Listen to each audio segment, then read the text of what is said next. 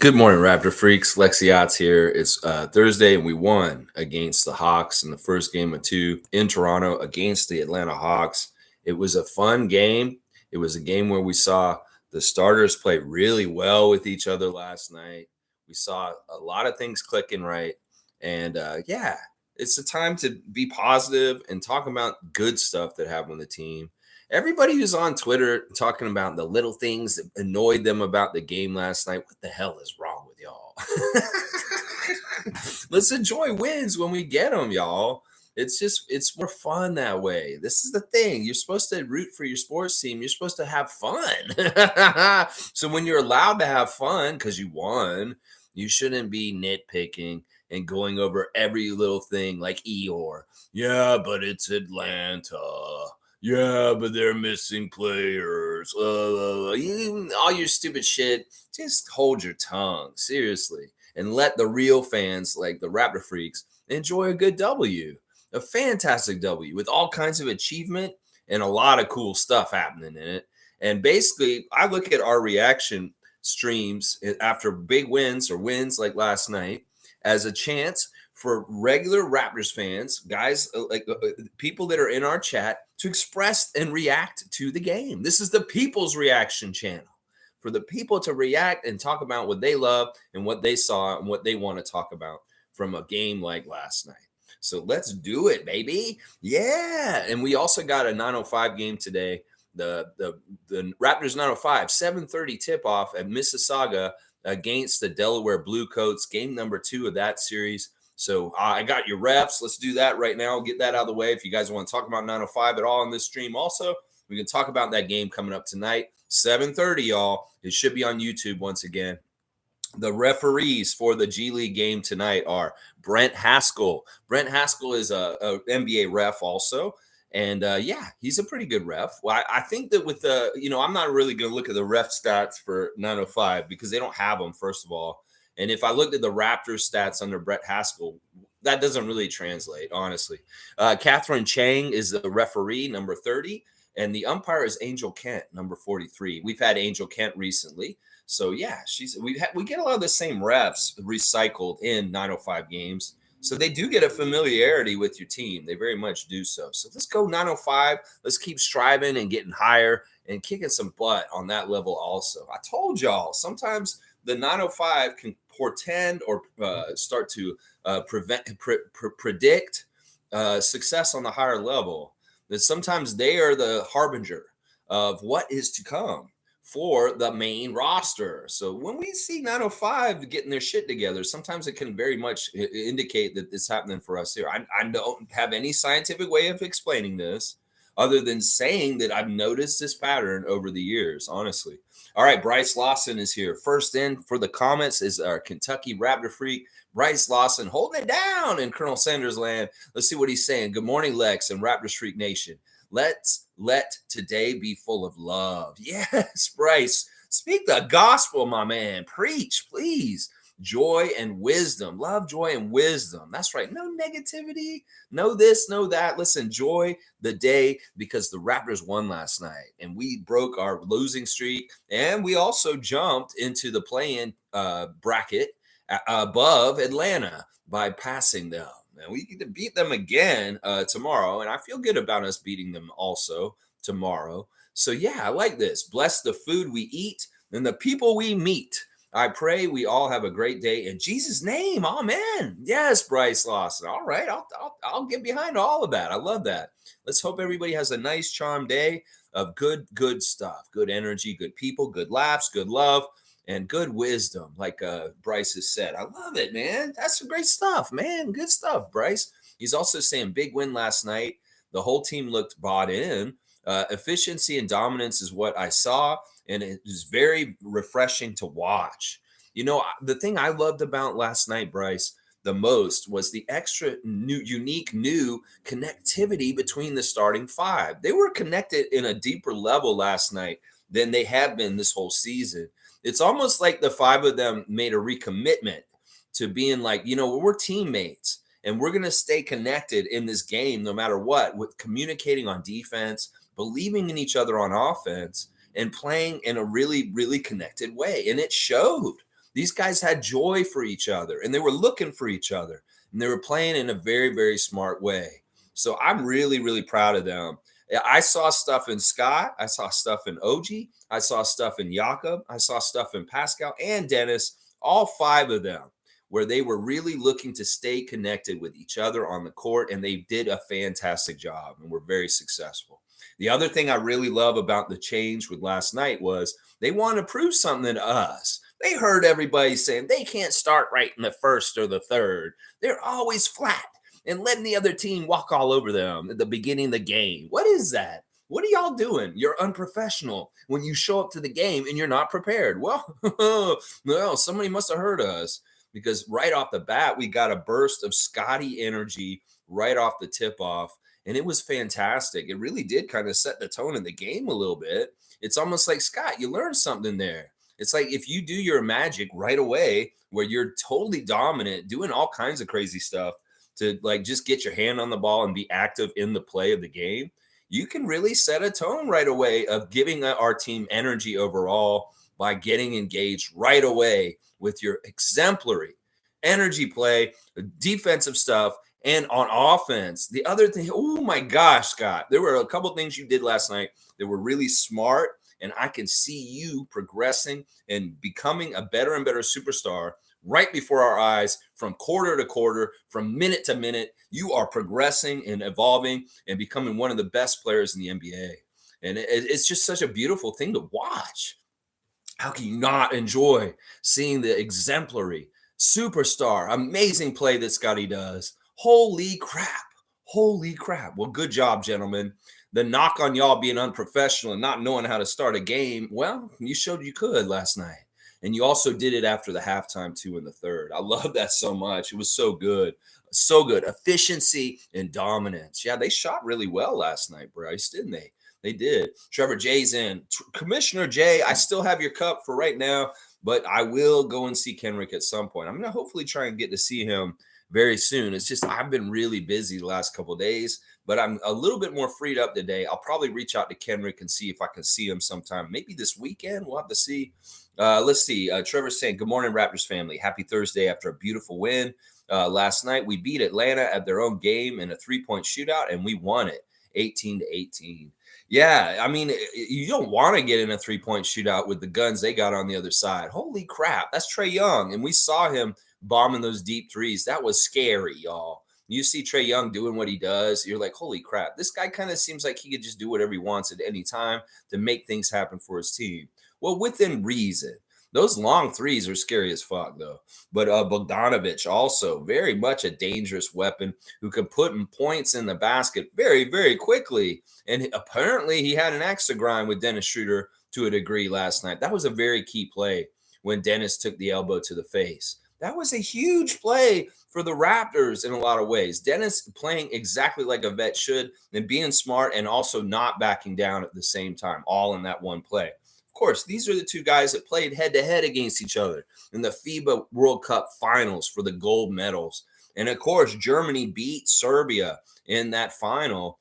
And in some ways, that could have been a little bit of extra on that elbow coming around by Bogdanovich from that competition this summer. I don't understand why he would have bad blood with Dennis. That's just a hater and a loser kind of attitude. If you're like that, Bogey, you shouldn't be like that. But yeah, he got him good and right across the face. And of course, the NBA is probably on high alert for violence because of Draymond and the decision recently. So they're really kind of trying to crack down on cheap shots. And that was a cheap shot. Now, Dennis went to the ground and he got right back up and right in his face. And Derek Richardson came right on over with his 30 years of refereeing. He knows what to do. And he said, look, this is what he said. I'm going to reenact Darren Richardson. He said, don't do it. Don't do it. I know what he did. I saw it. Don't do it. It's just like a cop, like telling a guy with a gun to not shoot the murderer at the courthouse. It's like New Jack City where the old man shoots Nino Brown. It's like, just don't do it. No, you'll go to jail. And that's kind of what Derek Richardson was telling Dennis is like, don't hit him. Don't hit him because you know you're going to get in trouble. Just don't do it. I saw what happened. Don't worry. It's going to be all right. It's going to be all right. It's kind of what Derek Richardson said to him. Of course, Dennis, being the ultimate professional, held himself back. But he also stood his ground and he made it known that kind of shit ain't going to fly. And that ain't right. Perfect way to deal with it, Mr. Schroeder. Perfect way. And it was a huge point turnaround for us. We were right around 10 points below them. And that was a huge swing because both the free throws were made and we kept possession of the ball because they did call the flagrant. So that's a big turning point in the game. And the smarts and veteranness of Dennis to not react and go full on Draymond was very crucial in that moment. Derek Richardson, you're a great cop and a great referee. Good job. Good job. Yeah, yeah. All right, let's keep going. Trevor's words of wisdom are: may your day be peaceful, beautiful, happy, healthy, abundant, and filled with the love being sent your way. There you go, Trevor J. Words of wisdom. Be ready to accept the love. All you Raptor haters, accept the love of a big W and stop being so haterade and just accept the love, the goodness. Yeah. Fiercey's here. Good to see Fiercey. Saw Sarah.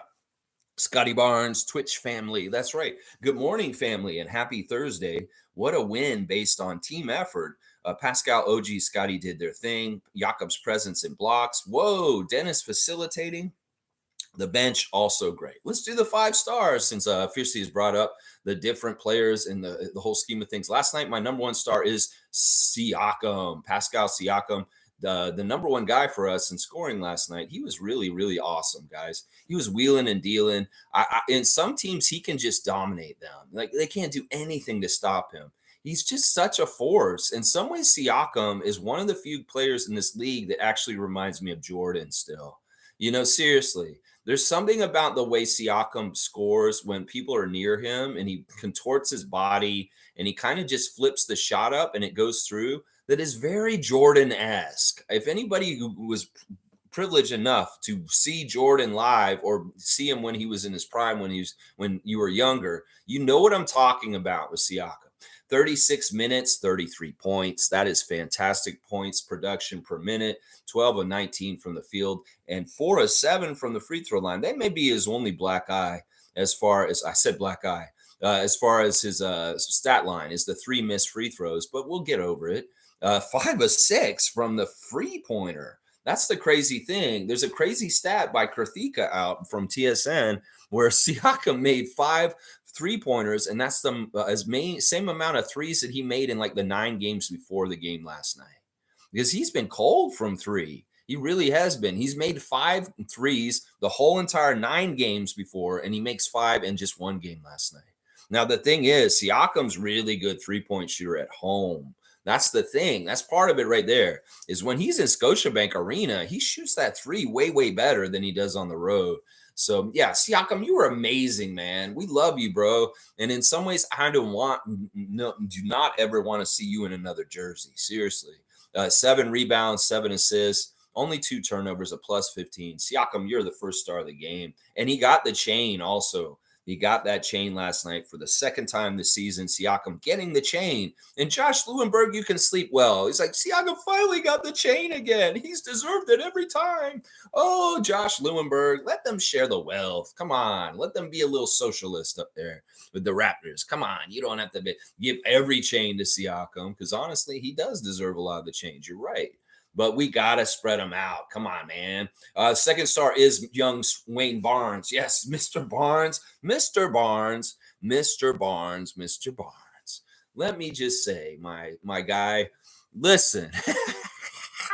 You are the most dominant player in this league. People's eyes are opening up. They are finally figuring out, holy crap, this guy has all the skills to pay the bills. The thing about what some of the things that Scotty did last night is there's stuff that highlight people go crazy for. In fact, that one lay-in he made where it was crazy, that was Jordan-esque, by the way, where he kind of shuffled it up. He got in one and it went around and fell in.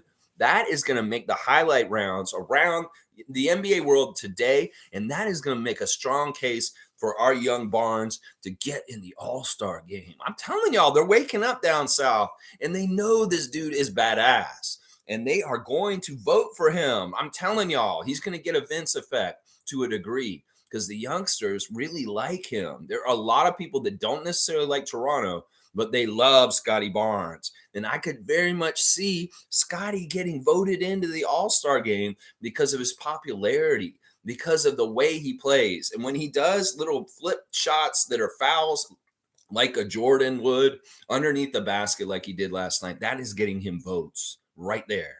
It doesn't hurt the crazy ass dunks and the passing too that he's doing. People are opening their eyes to him, even though he's on our team and we get hidden away. They can't keep his secret hidden. They see him, they understand this, and this is going to help him with his all-star aspirations this year. I'm going to tell you that right now. Yeah, Scott was awesome. Let's break down his stat line real quick. 34 minutes, 27 points. That's not bad at all. +7. I like to see that. 11 of 14. Once again, our main three guys all shot huge high percentage. Like all of them were making more than they were missing.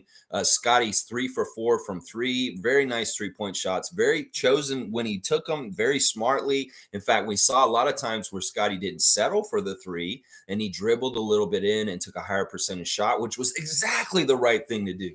The other thing we saw was Scotty really, really valuing position and going in and getting really close shots. That's part of the reason why you shot such a high percentage. Part of the reason why you looked so damn good last night is because you were working it closer. In fact, we saw you streaking through the lane and laying it up quite a few times. We saw you just coming in a little bit closer and taking closer shots. And this was all a successful recipe, Scott.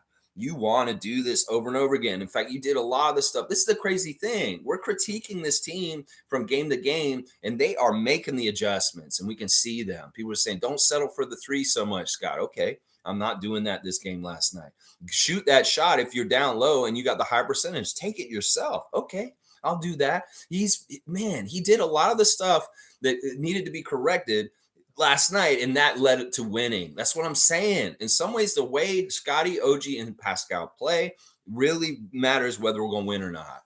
And then they play ethical, good basketball, good team basketball connected. We will win, is what I'm saying. It's when they get a little bit not right with what they're doing, it becomes a problem. Scotty flirting with triple-double area also, of course, as usual. He always is going to. 10 rebounds, 6 assists, 1 block. Yeah, really good stuff from Scott. You're a great leader. You're a great leader for energy. You're a great leader for making a big bucket when we need one bad. And really love that you guys make clutch free throws also late in the game when it really matters. So Scotty, second star of the game. Fantastic stuff. OG is the third star. OG was OG was interesting. OG had this signature highlight dunk late in the game that was fantastic. We were in a bad place and kind of like we were in trouble because like the Hawks were starting to garner energy and start to come back. We saw Bogey and Trae Young both trying to rally their team. And well, OG had this emphatic dunk right down the lane where a Hawk player fell over underneath him. That was such a badass highlight. I mean, that is like that's a very like statement dunk that OG did late in the game. It was cool. He was 37 minutes, 22 points. 10 of 13. He only missed 3 shots, which is fantastic. He hadn't been shooting so well in recent weeks, and he got back to shooting really well last night. 2 of 5 from 3, 5 rebounds, 3 assists, 1 steal, 2 turnovers, a +17. He was the highest plus on our team last night. 22 points for OG. Yeah, it's just really smart. And in some ways, OG was kind of put in there and was just as featured as Scotty and Pascal, but in an understated way and just kind of naturally in the game. OG got his. And all 3 of them got 20 points for the second game in a row. Only 2 games this season where we've had those 3 guys get 20-plus points each. And this is a good trend. In some ways, this could be a nightly goal that the Raptors try to achieve. Get the main 3 guys 20 points each at least. All 3 of them should be getting to 20. Because honestly, they all can real easy in a lot of ways because they're badasses. So, yeah, I want to see this trend continue. You did it in a loss against New York earlier this week. Well, you could do it again. You did it last night again. Let's see you do it again against Atlanta on Friday, too. That's what I'm saying. 20-point games from Barnes, Anunoby, and Siakam. I'll take it. I'll take it every time. Let's see. My 4th star is Jakob Poeltl. Jakob Poeltl was really fun in this game. He was really block up at one point. It was really fun to see the double blocks, the 2 times down the trip where he just blocked the hell out of Trae Young when he came into the lane. leading into fast breaks for the Raptors, which was awesome. Jakob was very solid. Listen, I don't expect casuals, offensive fans of the NBA to understand why Jakob Pertl's good. Y'all just don't get it. I get it. Y'all are idiots. You don't understand why basketball, things about the history of basketball, or why Jakob is good. Y'all just care about scoring and dunks. Well, you people will never understand Jakob, but the people that understand him and love him and cherish him will. Double for Jakob. 15 points, 13 rebounds, 6 assists, 3 blocks, a plus 12, 5 of 8 shooting, 5 of 8 shooting at the free throw line as well. He had an odyssey at the free throw line last night because he was getting them. And we saw the other team employ the hack a yak strategy. Hack a yak. He made them pay, though. You saw that. They put him on the line on purpose. Bogey fouling him right away. And Yak buried both the free throws. I've said this before. I'll say it again. If it matters, Jakob will put those free throws through the hoop. Trust me. And he did. Late in the game, he was much more making his free throws than missing them. But yeah, Yak, solid stuff. In some ways, he was mismatched with Capella. Capella kind of owned his ass for a while in the game last night. It sucked. In some ways, Capella's more high flying, and those lobs with Trae Young are really annoying. And in fact, it looked really bad for a while how our defense was breaking down and Atlanta was getting such easy lobs. I was like, but in some ways they were like, well, we could do this back at them. And then all of a sudden we saw a beautiful lob thrown by Jakob to Siakam. It was just beautiful. It's like, okay, you're going to lob on us. We're going to lob on you. We're going to come back. Turnabout is fair play, motherfuckers. You want to lob on us? We're going to come back and lob on you. That's right. And that's what they did. Yeah, Jakob was awesome. And, man, really underrated and just really good, doing a lot of solid things. If not having some failure during the game, for sure. For sure. But overall, keeping his head up, playing solid, and playing badass. I mean, he got posterized a couple times. And then also, he had come up with a block, and Clint Capella got one of the craziest blocks on him. It was a block party last night. There were some awesome blocks from Jakob, Clint Capella, awesome blocks by Chris Boucher, awesome blocks by Precious Achua. There was a block party last night, and there were some really cool block highlights in the game. It was all so awesome. All right, my 5th star is Dennis. It is the starters. I'm giving the stars to all 5 of the starters. Dennis Schroeder was, listen, it wasn't too extraordinary, his stat line or anything. But the thing is, the man got 10,000 career points in the NBA last night. And that's a fantastic achievement. That's bravo, Dennis Schroeder. 10,000 career points in the NBA. Darko did not realize he did that until he went to the press conference last night. And the reporters told him, he said, that Dennis got his 10,000 career point tonight. And Jarko's like, oh, he did. And in some ways, he maybe should have been like, oh, shit, maybe I should have gave the chain to him. But he had no idea that Dennis got that milestone until the reporters in the press conference told him about it. I don't know. I'm sure we're going to honor Dennis and do that. Dennis hasn't gotten the chain yet. And see, that's the thing, man. He deserves some recognition also for the things he's done for the Raptors so far this season, too. So in some ways, I was hoping he would get the chain last night. Siakam deserved it. But in some ways, I feel like Dennis needs to get the chain at some point, seriously, because his work and what he's done for the team so far this year has not been recognized with the chain yet. He's the only starter who has not gotten the chain yet. And that if everybody's saying, oh, he's doting on him and he's really like, well, look at that. He's not even giving his favorite player the chain. If everybody thinks Darko's so much kissing Dennis's ass, oh my gosh. Well, the man hasn't even gotten the chain yet. So yeah, chill out. Let's see. All right. Dennis got 17 points in 37 minutes, a very measured 17 points. Once again, you're seeing Dennis on more than half of the possessions where he touches the ball, giving the ball right up to somebody else right away. He's not trying to ball hog. He's not trying to do everything himself, y'all.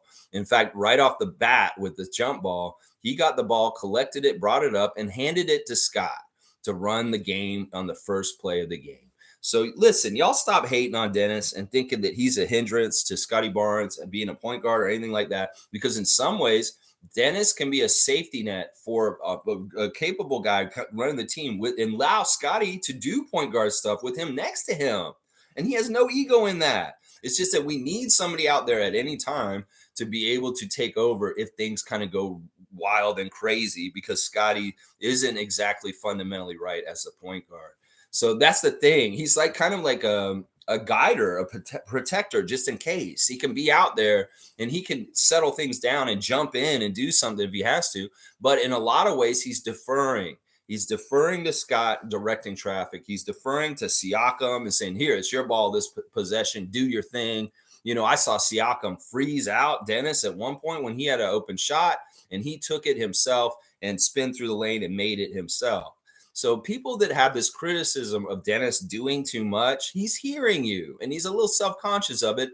And he's doing a good job of listening and doing what you don't want him to do, doing what you want him to do and not taking over too much. But he's finding a good balance and he's being still very productive. Man, you got to respect and honor that. He's listening to y'all's comment cards and he's trying his damn best to conform to what y'all want, even if a lot of y'all are misguided with what you want with him.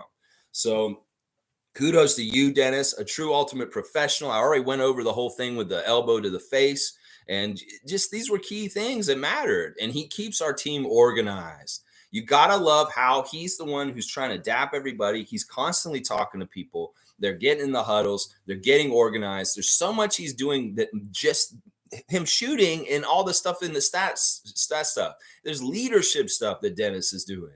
That's absolutely vital and badass. So those are my 5 stars for the game. The 5 starters, Siakam, Barnes, Anunoby, Pirtle, and Schroeder. Now, honorable mentions for Precious and even Gary a little bit, and maybe a little bit of Malachi also.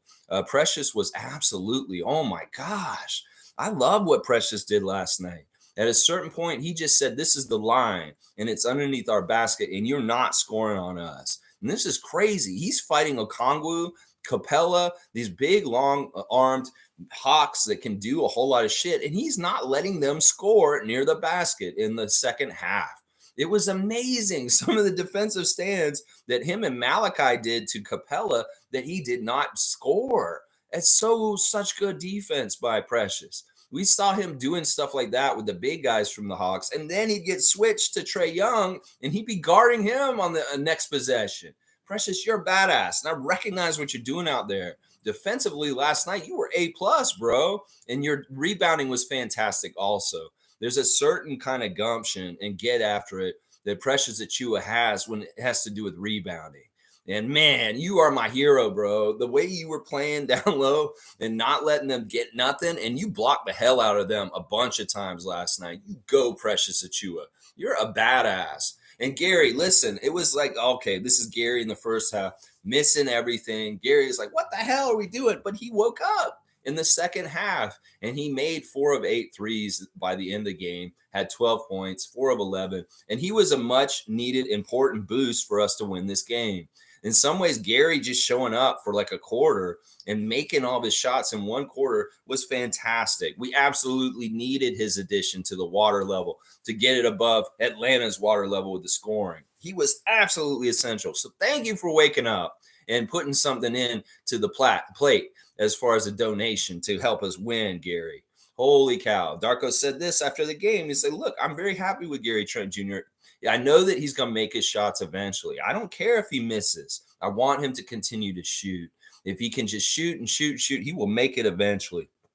So Darko's giving him the full green light to continue to shoot, and shoot because he realizes how valuable and important he is to adding up to us possibly winning. So Gary's got the red green light, even though he has been really shit lately. He woke up for a little while last night. Thank you, Gary. Thank you. In fact, you could probably say one of the reasons why he woke up last night was Dennis. Dennis gave him that beautiful rhythm pass in transition. He had 3 options. He had somebody underneath the basket, he had somebody over there, and he had Gary. And he got it to Gary in that transition play where he hit his first 3 in a rhythm, and that really woke him up. In fact, Dennis, thank you for doing a point guard kind of thing, getting somebody who's been cold into his rhythm, and he finally started hitting some shots. Y'all know what I'm talking about. You know the play I'm talking about. They were coming down the court, and Gary was on the wing on the other side, and Dennis kind of just threw it across the court in rhythm with Gary's step, and boom, he had an easy, perfect rhythm 3. Gary is a rhythm shooter. He needs rhythm for him to make the shot, he has to have a doot, kind of thing going on with how he makes shots. And Chris got in there for a little bit. We can talk about Chris for a little bit. He wasn't nothing extra special except for the blocks. I really liked the Chris Boucher blocks last night. The blocks that were happening from Boucher and Achua last night were badass. It was just fun to see shots last night. They were just cool in a lot of ways. Malachi didn't make any of his shots, but very productive. This is the thing.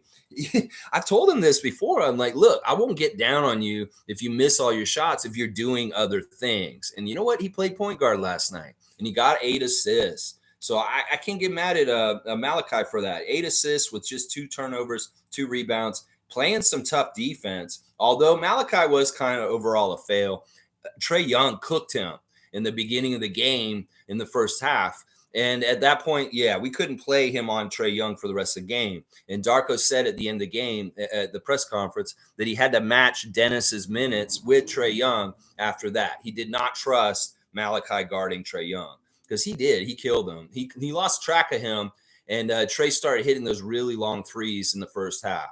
And that was a problem. When Malachi was on him, that was a problem. So there's just a breakdown of all the Raptor players from the game last night from the box score. Yeah, it was good stuff.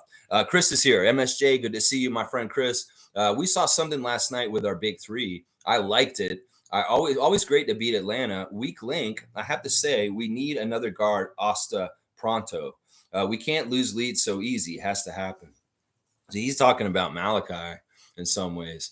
I mean, we'll see. I'm not even going to speculate about the move or anything. Let's just enjoy the reaction to the game last night. And yeah, it was fantastic. I know Atlanta's kind of been in a bad place, but sometimes you need opponents like this to get things right and get things rolling. And this is the thing. They're building off of this. They're understanding what worked well, and they're going to try and do more of it. Now, each opponent's different in the NBA. And some of the stuff you could do to the Hawks last night, you may not be able to get away with against some of the teams in the league. So it's a case-by-case basis. Every single time you step on an NBA court, it's a new Rubik's Cube you got to solve.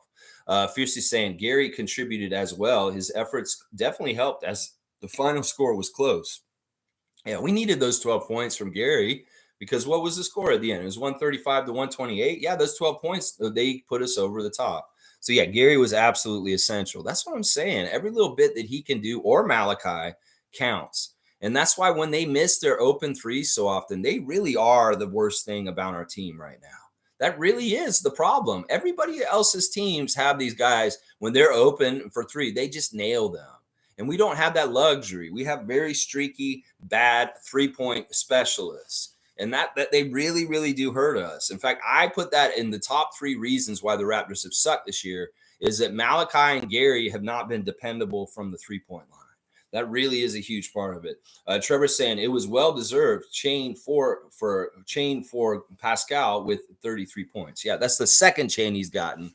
But you're meaning FOR. So that's the spelling so funny. But yeah, well-deserved for him, of course. He could deserve the chain most of the nights. It's just they can't give it to Siakam every single night. They got to share the love, spread it around. Trevor's saying Giannis scored 64 points to beat Indiana without making a 3-point shot. This is an interesting story from last night.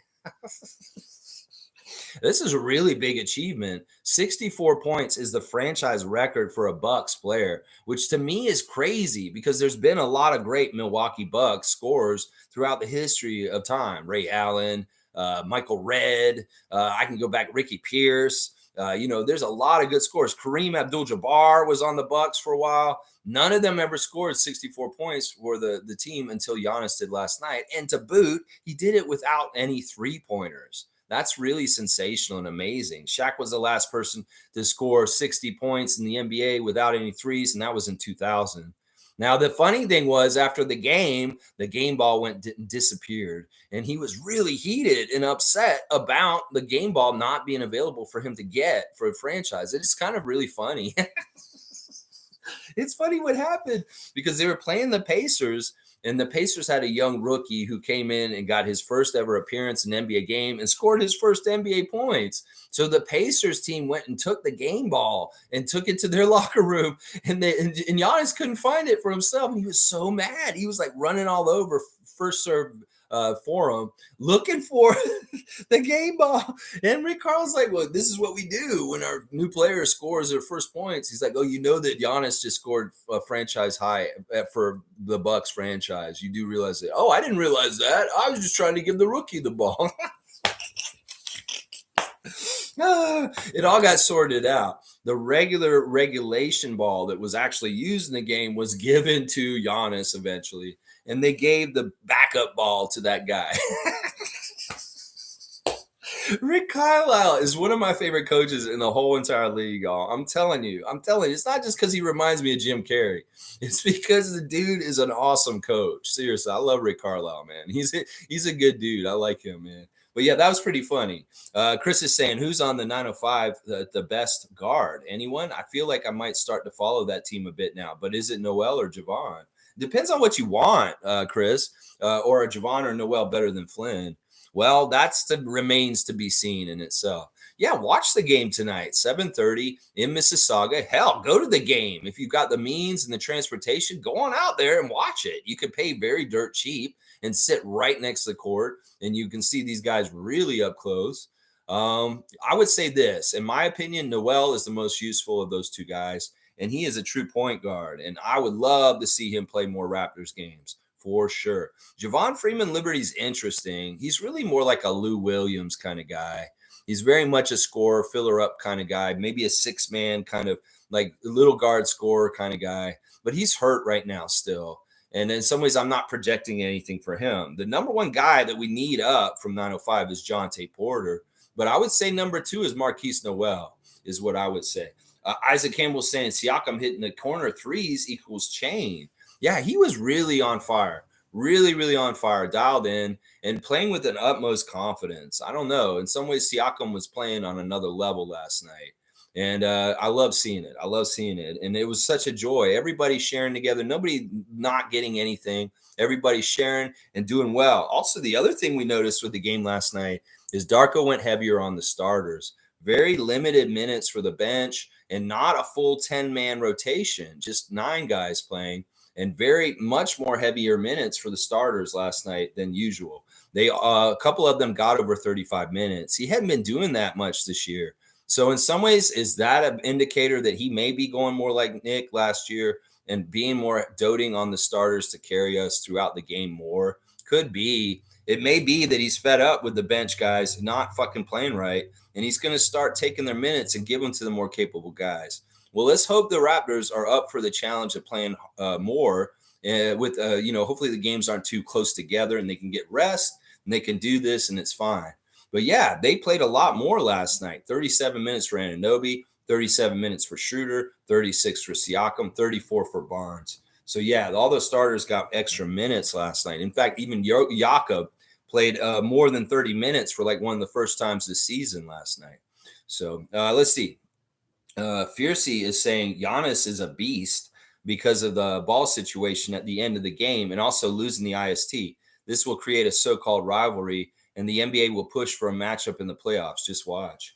Yeah, I can see this. Indiana versus Milwaukee is becoming a little bit of a rivalry from recent events, whether it is the IST defeat of the Bucks to Tyrese Halliburton and the Pacers, or the fun stuff with the game ball last night. Yeah, Indiana Pacers Nation. First of all, I want to take a second real quick right now to recognize the passing of George McGinnis, a great basketball player, a great ABA player, a part of the Pacers family, and all due respect and love to the Indiana Pacers. As a Raptors fan, I want to recognize and give my condolences for the passing of George McGinnis. He was absolutely a fantastic player. He played in the 80s. I did get to see him play. And I'll just read this one little release by the Pacers organization. From his All-State high school days to his time as an IU All-American, and of course to his legendary ABA championship with runs with the Pacers, George McGinnis shaped so many of the fondest basketball memories for generations of Hoosiers. He was the very definition of an Indiana basketball legend, a champion, a Hall of Fame athlete, and he was more than that. George was family, a passionate advocate for his fellow ABA players, and a present, smiling face around the franchise. George has been as synonymous with our Pacers franchise as anyone. He will be greatly missed, And all of us at Pacers Sports and Entertainment will keep George and his family in our prayers. Yes. Yes. I want to recognize George McGinnis also from Raptors Nation. Rest in peace. Condolences to the family and friends of George and everybody who cared about him in Indiana. Seriously. I hate hearing about legends passing, and I do feel them when they happen. So, all right, let's keep going. Let's see. Fiercely saying Pascal definitely deserved the chain, and I'm so happy he hit 5 3-pointers. Also, Jakob hitting his free throws was cool. Even Gary Trent I was so relieved when he hit the first three-pointer. That was a beautiful three. Like that setup by Dennis was just awesome. I'm telling y'all, silver platter stuff, it will get guys going. If that's what the good passers in this league understand. It's like, look, my guy may be hurt, like not shooting right. He may not be playing correctly. Well, I can help him. I can jumpstart him. I'm the jumper cables. I can put those cables on his battery and charge him up. And that's kind of what Dennis did to help Gary in that game. And it really did help him. In fact, you can see after the shot, Dennis and him high-fiving. You would know that people are trying to make them a versus about who would start. And why would Dennis try and help Gary to get going if he's a threat to him starting? I'm telling y'all, it's a no ego in this. It's about everybody succeeding and helping each other, regardless of whether people around Raptors spaces are saying, oh, Dennis needs to not start and Gary should start instead. Well, look at that. Dennis is the guy helping the guy get it out of the mud. So respect Dennis Schroeder. He's trying to help Gary get his game back, y'all. Seriously. Seriously. Trevor J saying, that was so awesome to see. Raptors made 9 threes in the third quarter. Hang on. I jumped ahead. I want to make sure I get every single comment today. And we don't have a time limit today. We can talk today because my lady has gone home. So I've got time today. The only thing I want to do today is watch Survivor after this. I got a DVR. All right, let's see. All right. Trevor J saying that was so awesome to see the Raptors made 9 threes in the third quarter. This was weird because normally it's other teams that get these crazy big scoring quarters where they nail just a bunch of threes on us. Well, we had that perfect quarter in the third last night with some amazing 3-point shooting. And that was really where Gary woke up and did his damage, was in the third quarter. The Raptors were perfect from the 3-point line, 9 made in a row. And that was really huge and key to us coming back and getting on top and winning this game. So, yeah, that was fantastic, being the team that was actually hitting the threes this time. That has not been us very often this year. Fiercely saying, on other petty news, petty news, welcome, breaking news on petty news. We're petty. Let's see. Isaiah Thomas got ejected for a good cause, shoving Pat Beverly to the ground. Good job, Beef Stew. Okay, you called him Isaiah Thomas again. It's Isaiah Stewart because he's Beef Stew. Yeah, this is good. I like this. He pushed him. See, Isaiah Stewart's somebody I really like. He's punching LeBron, or LeBron punched him, busted him open. He's trying to kill LeBron. Yeah, if he got into Patrick Beverly's face, hey, I'm all for it. I like Beef Stew. He's good. He's a good guy.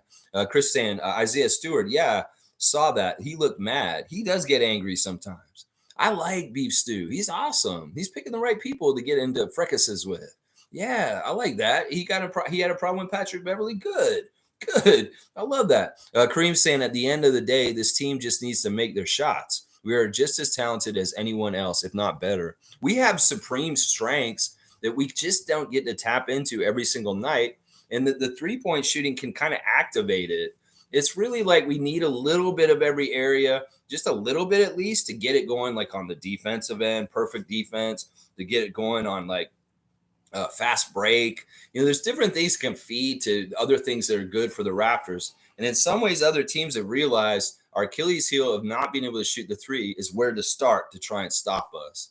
So they really do make us have to make the 3.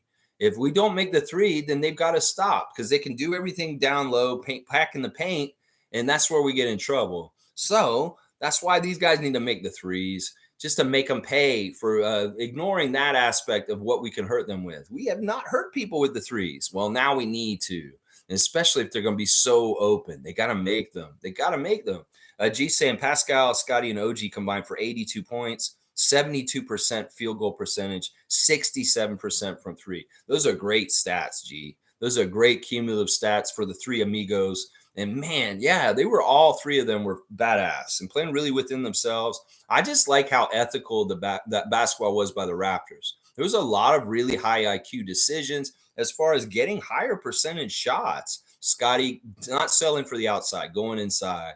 OG really being aggressive and attacking the rim, and Siakam picking his spots and shooting confidently, and also really, really knowing when to take over. There was a section in the fourth quarter where it was close, and it seemed like the Atlanta Hawks were going to take that final push to try and get back over us. Trae Young and Bogey were talking a lot, and they're like, yeah, we're going to do this, we're going to do that. Well, what happened? Each of those three guys had big plays to score, to help us keep the lead above them, whether it was that OG dunk down the lane, whether it was Scotty doing some big play to help us score, and Siakam also being aggressive, demanding the ball and doing it. This is what I've been waiting for from you guys, is to show up and grow into your britches and be the big boys that you are and take over the game at the end when it may be in doubt because the other team's rallying. You rally and you do things, the three of y'all, and make sure that you hold them off. And they did. They did. Each one of them took a turn. There was a three times down the court, and each one of them scored a basket in their own different ways.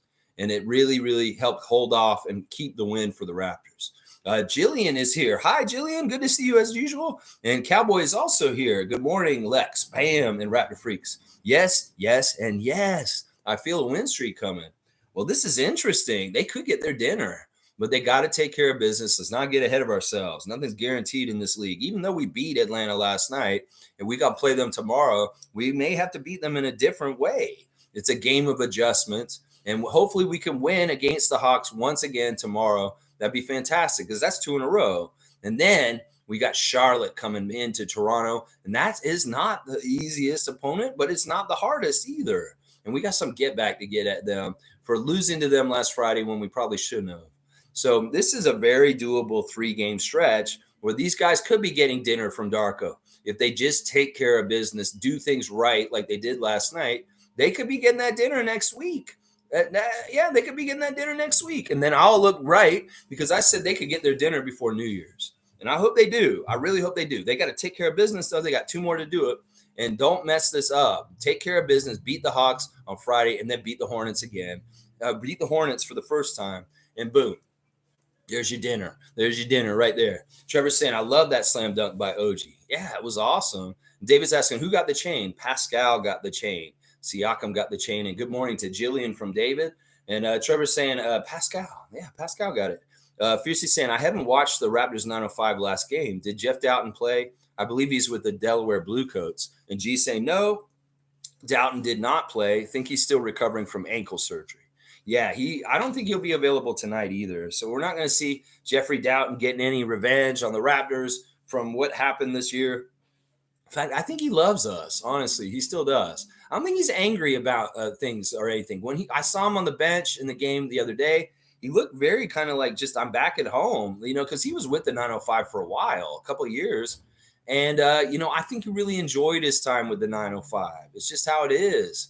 It's just a business. And in some ways, I think the chapter with the Raptors is not one that Jeffrey looks down on. In fact, he probably grew a lot while he was with us. He's very grateful and thankful towards the team. The way that we handled his surgery this year and helped him through it, he's probably very grateful about that. Not every player that leaves the Raptors hates us. I don't think Ron Harper Jr. hates us, and I don't think that Jeffrey does either.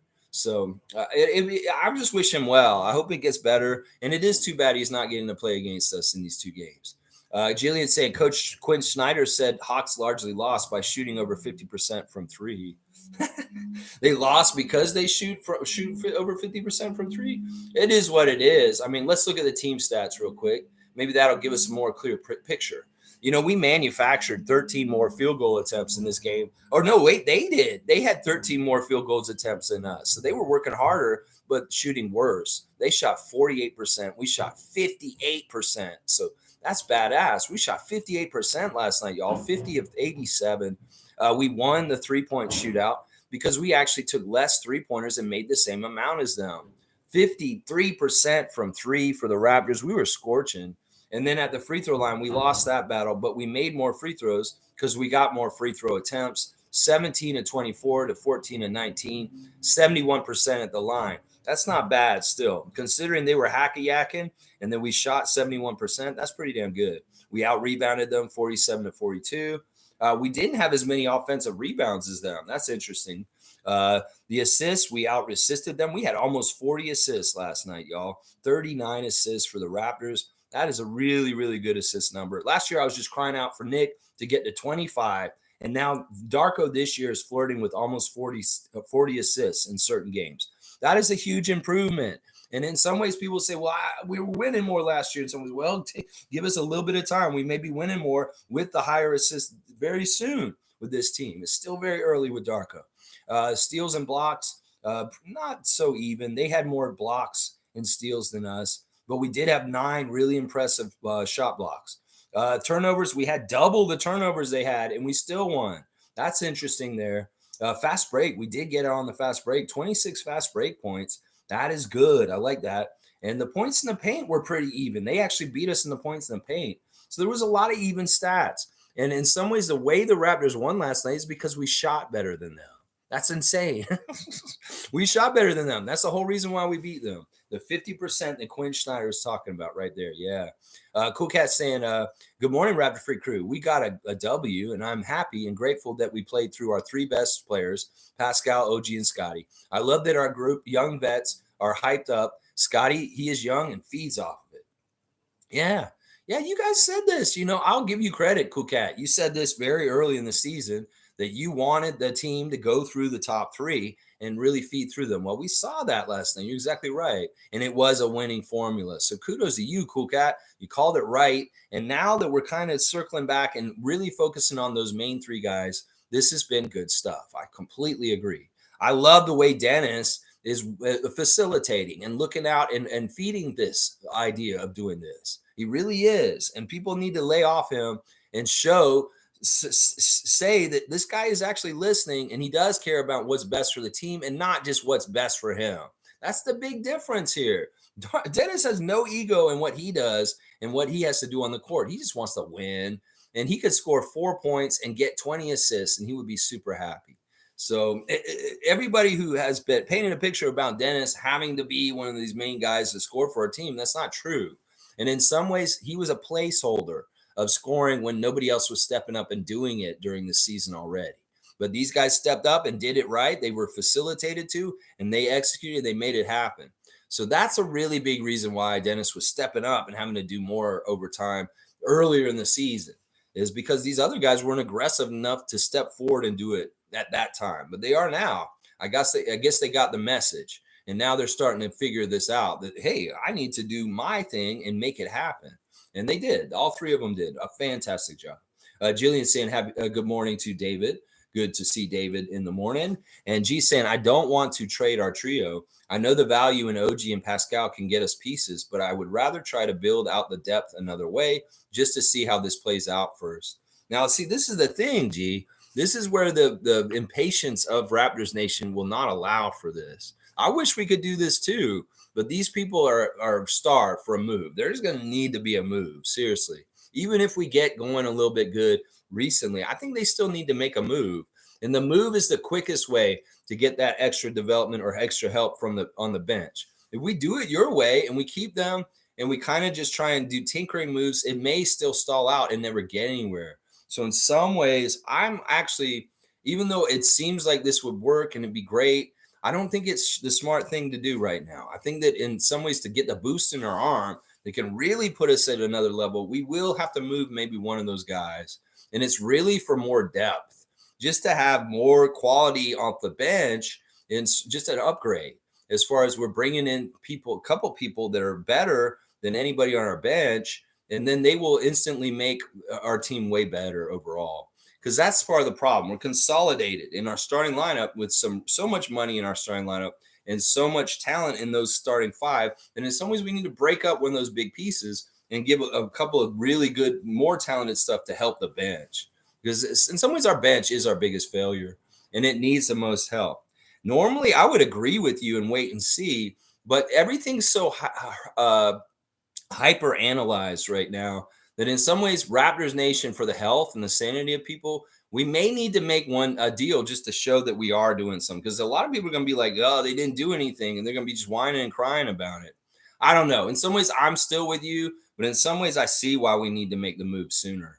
Kareem saying, I don't know what's been happening lately with our defense recently, but I wish we did better as a unit. We can't go into a shooting battle every night. Yeah, this wasn't a good way to play this game last night. I don't like these 130-point games recently. They're not in our favor. We just happened to shoot better than a very good shooting team last night to win this one.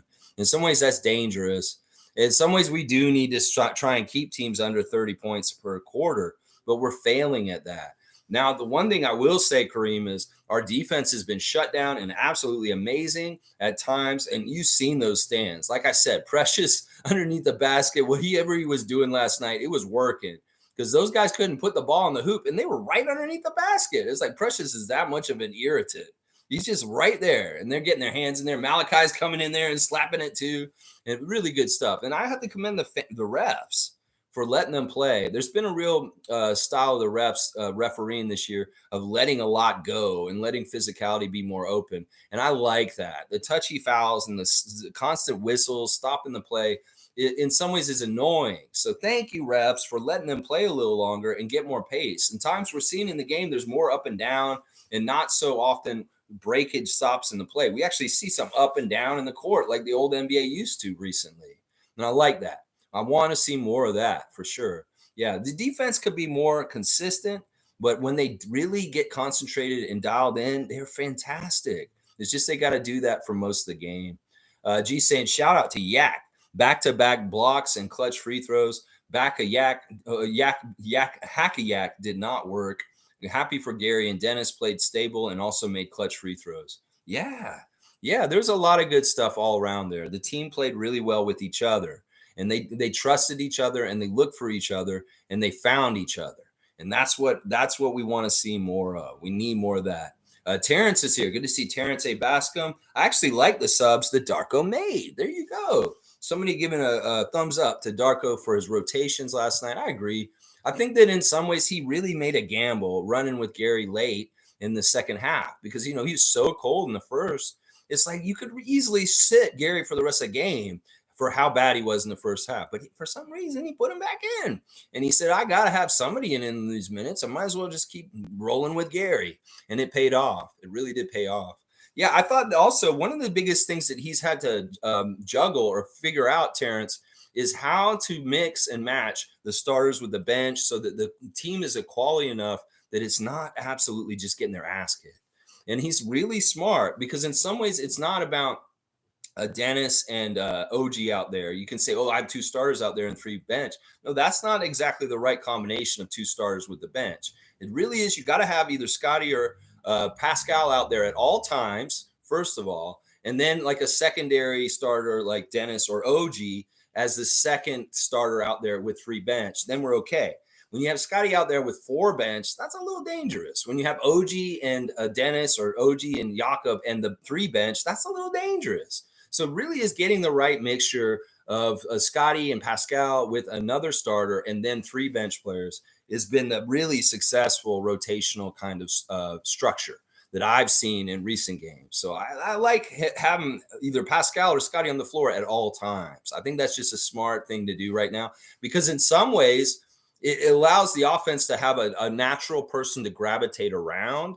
And in some ways, it really gives Scotty his time to be kind of the man when he's out there, and Pascal gets his time to be the man when he's out there. And of course, they can play together also and play off each other when they're out there together. But when you have at least one of them out there, it's designated Scotty time or it's designated Pascal time. And the hierarchy of things is a lot more easier to fall into with that. Yeah, good question or good comment, Terrence. I like Darko's work last night too with his decisions with the rotation. Let's see. He hasn't been perfect lately. No, he hasn't. He's made some mistakes recently for sure. Cool Cat saying, Lex, what you seesaw in the game is that coach empowering our trio of Pascal, OG, Scotty, which is what we have been asking for all season.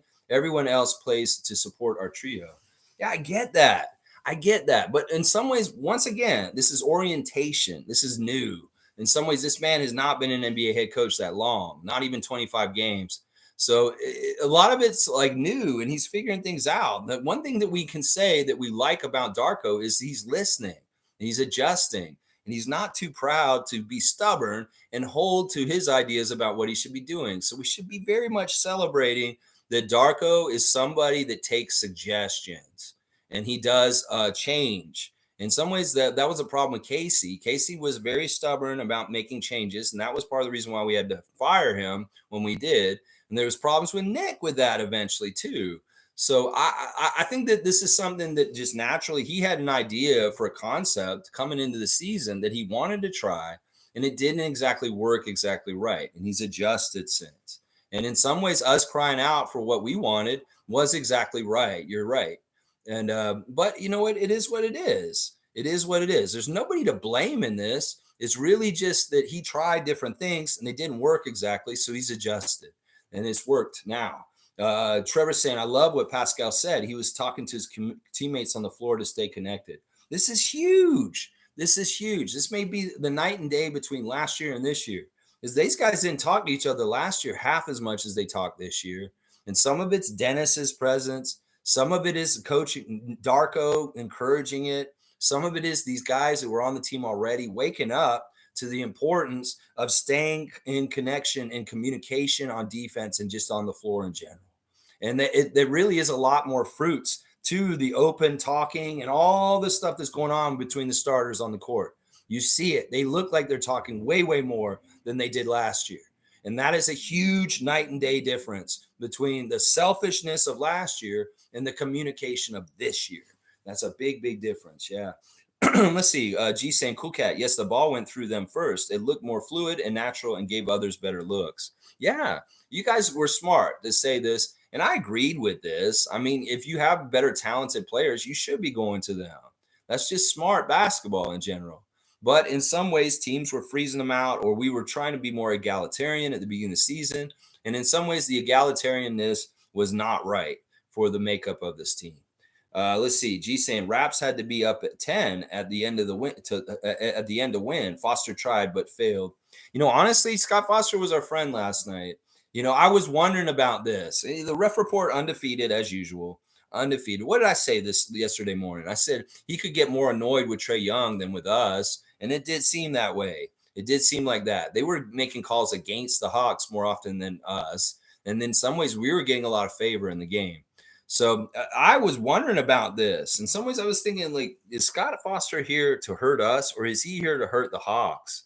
And I think he was there to hurt the Hawks, honestly, because most of the calls went our way. They really very much did. Now, there's one call that was absolute horseshit, but it was a makeup call for the flagrant elbow on Dennis Schroeder done by Bogdanovich. Well, very much right after that, they did a referee makeup call, and that was the flop on Chris, the flop. That was not a flop. Scott Foster, Derek Richardson, you can see the physical differences between the bigs on the Hawks, like Okongwu and Capella. I think it was Capella in this situation when Chris Boucher gets run around a screen. And he, you know, first of all, the rule with the flopping rule now is that they give the flopping technical if you over exaggerate like falling or you flail your arms or you do something like this. Well, first of all, when Chris ran into Capella on that play, he had his arms down and he really is just a smaller stature guy. And excuse him for running blindly into a pick and falling on his ass. That is just an insult that you call a flop on that, because it's not like he did that on purpose. That very much was his momentum running into Capella, hitting a brick wall and falling over on his ass. You're going to call that a flop? That's messed up. In fact, I fully expect the NBA to come out and say that he will not be assessed any money for that, because honestly, that wasn't a flop. That wasn't a flop. And a couple plays after that, Trae Young straight up flopped on a play that was called for a foul for him. That was more of a flop than the Chris Boucher flop, honestly. Because, like, seriously, what do you expect? The man is outweighing him by so much, and he runs right into him. He's going to fall down. And honestly, Chris didn't do all this. He just fell backwards. He just fell backwards. It wasn't like he was overreacting or flailing his arms or anything like trying to draw a charge. He just ran into a man and fell over. And there's nothing he could do about that. It's not like he cared about you getting the foul or anything. You just fucking called a flop on him. That was the most egregious play that I called that I saw from the refs last night. But I thought that they were pretty good last night, and they were actually giving us some respect last night. So I appreciate the refs last night. Scott Foster, when you did the challenge call for the flagrant foul with Dennis, you called it so well as far as like you wanted that home court favor from the Raptors fans. I could tell the way you announced it on the microphone when you said successful. That is a flagrant, and the Raptors will get 2 free throws and they get the ball side out. And like, all right, Scott Foster, woo, bring that good news. Maybe we'll like you more. Maybe we'll like you more then. Let's see. Where are we? Right here. G saying, okay, yeah, Terrence is next. A good point. I liked the small huddle that the guys did in the game. Staying connected is important. Yeah, this is really like, I know that Fred would do it with them a bit last year, but in some ways it felt like when they were doing it, guys weren't engaged. Like you'd often see like OG looking over or Scotty looking over the side when Fred's in there kind of trying to talk to him. They're more dialed in and more listening to Dennis and Pascal and different leaders on the team. Even Jakob can speak up and say things as a leader on defense and hopefully like call things out. All of the communication is important. Teams that don't talk on the court are worse. That's just the damn truth. You know, when you go and play pickup basketball in your own neighborhood at a park, the team that is communicating and working off each other best will be the one that wins. So it is really good to kind of like develop connection. Even if you don't know the people you're playing with at the park, just kind of touch base with them and say, yeah. And if you can call out stuff like screen, look out, stuff like that, that's good. That's good. Switch. All the old basketball communication is always good. Always good. Because in some ways they get easy scores if you don't. Some of those backdoor cuts with Capella that was going on last night, they could have been called out better in communication, and that could have maybe helped Jakob get into a better position to try and stop it from developing. But that's another level of communication and calling out, hey, backdoor cut, get over there. Because they were sneaking in there and getting these lobs behind him. And that maybe should have been one of his teammates calling out, hey, they're going behind you. And that kind of stuff can prevent those kind of easy dunks. Carlos saying, good morning, Raptor Freak family. Good morning to you, Carlo JS. Randolph Phillips is here. Victory blessings, all the sweeter victory blessings to our beloved Raptor Freaks, most informative gang. 905 victory rubbed off on our main team. Perseverance does pay off. Let's go Raptors. Let's get the second win against the Delaware Bluecoats tonight. Mississauga, Paramount Food Center. Come on down if you're in the area to the 905 and watch the 905 play. It is a good ticket, y'all. They're losing, but this is the hot secret. They're actually really good now. And if you are in the area and you have the time, go down there, 7:30, support the team. The Raptors 905, it's an easy ticket, an easy seat, an easy time to enjoy good basketball. Marquise Noel, McCurr, Justice Winslow, possibly Grady Dick. You come down there and see who's playing for them. Jonte Porter. That's right. Go see their 905 tonight if you're around. And thank you for the blessings, Randolph Phillips. Blessings back to the Phillips family, all your friends and family, and all the friends and family of all the Raptor Freaks out there in the world today. That's right. Fiercely saying this week is crazy so far. Bogdan hitting Dennis, Giannis poking Tyrese, Isaiah shoving Patricia Bev, Draymond and the Warriors living up to his name. Laugh out loud. 1990s basketball is back. I mean, not really, though, because the man's out indefinitely now. And I don't even know what this means when they say you're out indefinitely, Draymond. Does this mean like forever? No, this is similar to the Ja Morant thing. In some ways, they're going to make him do some sort of anger counseling or something. In some ways, I don't like the way they're framing what's going on with Draymond. And I agree with a lot of people that are critical of this right now. They're trying to say this is a mental health issue. No, this is not a mental health issue.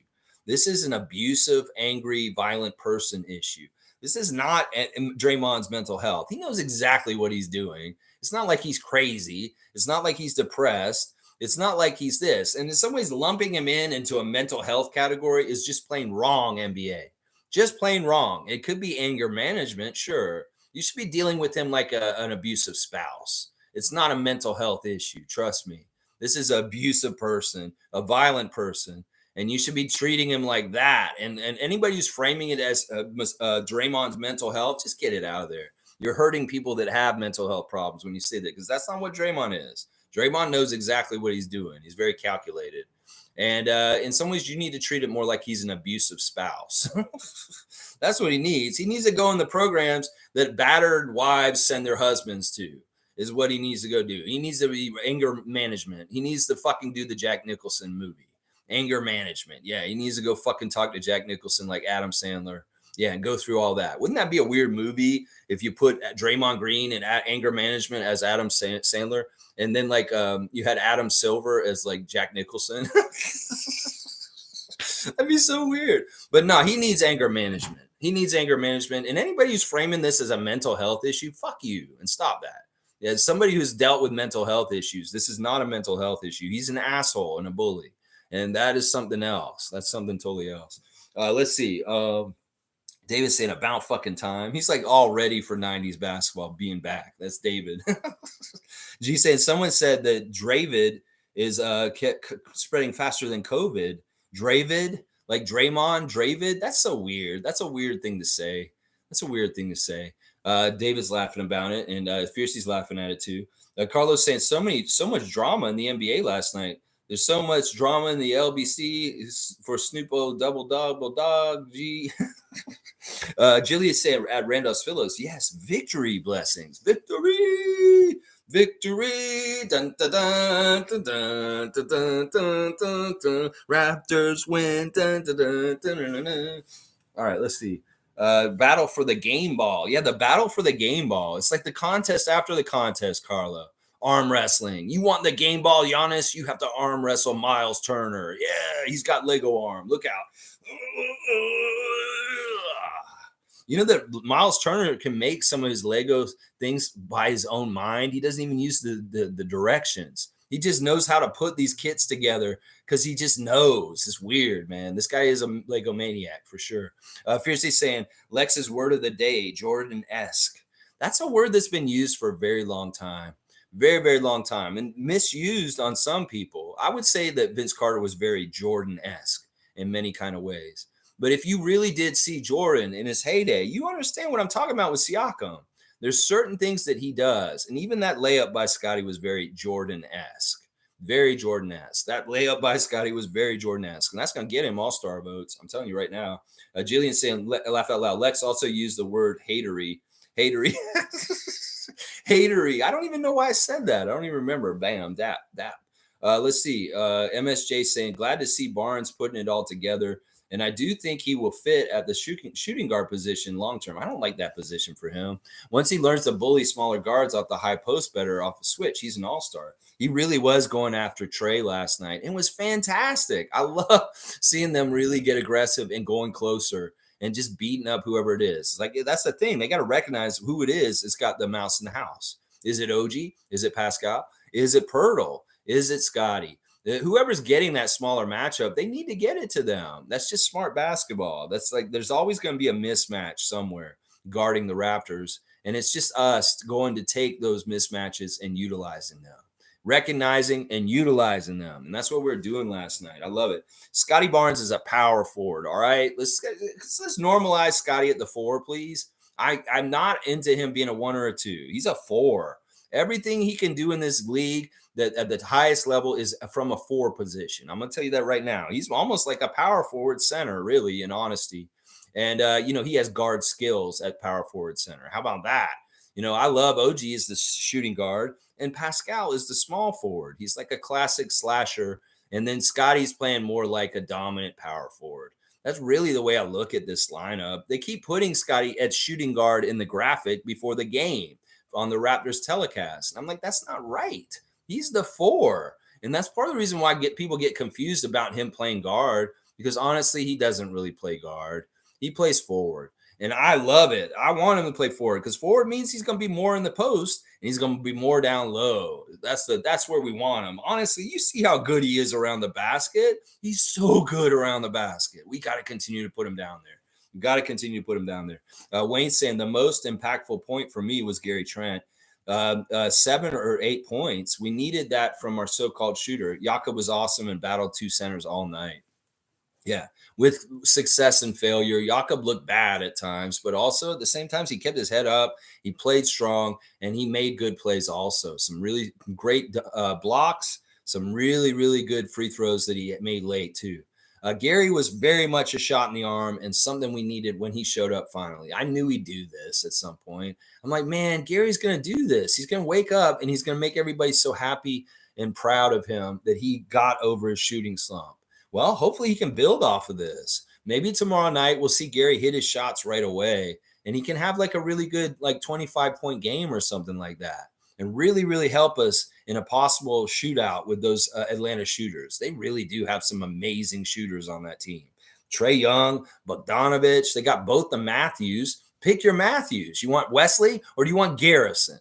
Both those motherfuckers are good 3-point shooters. And in fact, the fact that Wesley Matthews couldn't hit the broadside of the barn last night was a good thing for us because he was getting wide open shots and he missed them all. Sadiq Bey, another one that was 0 for 5 from 3. Thank God, because those were wide open shots Sadiq got. And those could have changed the game right there because those threes could have gone in, is what I'm saying.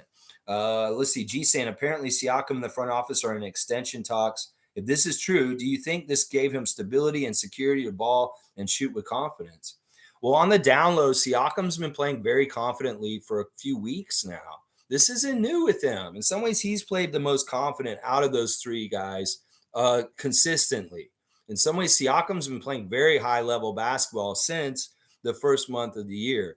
Of the season. The first month of the season, he was kind of lower usage because everybody's complaining. And then he got more higher usage, and now he's playing out of his mind, efficient, and really getting more near his regular career stats. So in some ways, Siakam was already playing very steady, if not unsure about his contract situation. But these kind of things can help behind the scenes if this is going on, that they are very much. In some ways, it does totally make sense for us to extend him now in the max level, not the super max level, because he could be still traded at the end of the year if people are so upset that we're retaining him. But at least we're putting in something on him. So none of this worry about he's going to leave for nothing bullshit happens. In some ways, you do the extension. And even if you don't keep him, you may trade him still. And he may be more attractive in the offseason because he has years on his contract instead of an expiring contract. So I could see this happening. Especially since he's at the max level at this point. I don't know how long the terms would be or for how much money, but I think that this is something that could be very wise and smart by Bobby Masai to at least tie up and know that we have this on the books going into next year out of the guys that are question mark.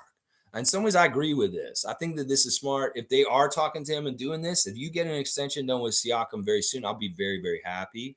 I know the people that the right people will be upset about it in Raptors Nation, and fuck them is what I would say. So the good people, the people that love this team, that know that this would be good for the team, will be very happy if Pascal Siakam signed a extension with the team very soon, very soon. Cowboys saying, have a great day, Lex. Bam, Raptor Freaks. Got to go try to get that Christmas tree. Have a blessed and safe day. Y'all, listen. Cowboys out there working and busting his ass on this Thursday for Tada. Tada Services. They are a cleaning service incorporated here in the Toronto area. They will come and clean your eaves trough, your ducts, your tiles, your area rugs, your carpet, your upholstery, your windows. So listen, if you're a lazy fuck and you don't want to do this shit, call Bradley. He'll come do it. 647-833-6844. Tada Services. That's right, baby. That's right. I do little ads. Jillian saying at Raptor Street and David Saborin, thank you for your suggestions yesterday. I did some research and YouTube said to get off my phone. Laugh out loud. Fine on the computer today. That's hilarious. Wait, what suggestions did we give you again? I forget. Oh, go look up stuff on YouTube. Okay, good stuff. All right, well, good stuff. You're on the computer today because on the phone it wasn't working as well. Good stuff, Jillian. Hey, either way, we can have you on the stream with us as a participant and a live contributor to the Raptor Street channel. We'll have you either way, whether it's through phone or computer, whatever is best for you. That's right. Jillian, you're awesome. You're such a great new addition. Honestly, we really enjoy having your presence here. Seriously. Firebolt's here. Firebolt's been strong in the 905 live streams in the YouTube chat. Always good to see my friend Firebolt. Good morning, Raptor Freak family. Great win last night. I'm glad we were able to hit clutch free throws at the end and to stop the refs from controlling the outcome. Great to see. These refs were actually really chummy with our guys last night. There were a couple of things that happened last night that were awesome. I'm pretty sure that Carl Lane wears number 77 because that's the year that Star Wars came out in the movie theater. I'm telling you, his referee number is 77 because 1977 is the year that Mark Hamill, Harrison Ford, and Carrie Fisher became huge stars. And so I'm pretty sure about that. It could be that he was nerding out with a couple of the Raptors about Star Wars stuff. At some point, it looked like Carl Lane was having jokes with some of our Raptors in between stuff. And there was one moment, I swear this is what happened. I may be completely wrong, and I'm just inferring things, but I saw a moment where Derek Richardson took Pascal Siakam aside and had his arm around him and was talking to him like a friend would, smiling and saying something to him like he was giving him a compliment. And Siakam smiled and said something. I think that maybe Derek Richardson saw that Siakam's PS43 Foundation is doing some amazing work in the community. It could very well be that Derek Richardson was aware of his visit to Holland, Blurview Holland Hospital in the last couple days. And it's, that Derek Richardson's a very philanthropic person that's giving back and doing all kinds of stuff. I'm sure in some ways, when certain players in the league are very much in that kind of spirit and doing things for the community also, the referees may see it. And in some ways, that could actually get you benefits with the refs because you're a community person and you're doing community work like Siakam's doing with PS43 Foundation. I swear, that's what I thought I saw them talking about at one point in the breaks during the game. Derek Richardson taking Siakam aside and giving him compliments and saying, keep doing it, young man, and smiling at him and looking proud at him. That can't hurt with favor with the referees. Seriously, it does seem like the philanthropic work of some of the NBA players does get favor from the refs because they have that kind of heart themselves. So, yeah, that was interesting to me. Jillian saying, see ya, cowboy. Hasta la vista, cowboy. He's a cowboy on a steel horse he rides. That's right. Cowboy has got me and Monique on blast. Yes, Monique Lawrence, the super fan, Monique Lawrence, going down in the arena last night and bringing those Wednesday vibes. That's right, y'all. We're 6-2 on Wednesday this season. We have a losing year right now, but we are winners on Wednesday. It's Wednesday, and especially when Monique Lawrence is in the building, bringing her good vibes and bringing that winning spirit. Mo, thank you for being down there for the game last night, bringing that attitude of winning and helping them to win with your spirit, being there in the arena. We love you, Monique. You always do great stuff for this team every single day. You are like us. You are diehard, and we love you, Mo. You keep bringing that winning spirit down there. Fiercely saying, I forgot a shout out earlier this week. Special mention to the Raps NBA YouTube channel. Already posted us in 5 or 6 fantastic finishes clips. We're getting the exposure and our games are exciting. So NBA YouTube channel mainstream is actually, they're putting us on blast for certain things. We have some nice highlights. In some ways, this is the kind of stuff that will get awards or all-stars for people like Scotty. So this is good. In some ways, our stuff is exciting. And when I see us get posted on NBA official, not even NBA Canada, down south, I like to go and look and see what the comments are saying. And the one particular play that I saw was the Scotty one with the layup that he made underneath, and everybody's freaking out about it. There's a lot of people down in the States that saw that layup, like I said, and their eyes are opening up to the potential of Scotty and what he can be. There's a lot of things he's doing on the court that scares the shit out of a lot of people around this league. And I'm even seeing Scotty in rankings for best young players right behind Victor Wembanyama. It's like they have number 1, Victor Wembanyama, number 2, Scotty Barnes. Most potential best superstars at the young players in this league right now. They are starting to rank Scotty right after Victor as far as the best potential big time superstars coming up in this league.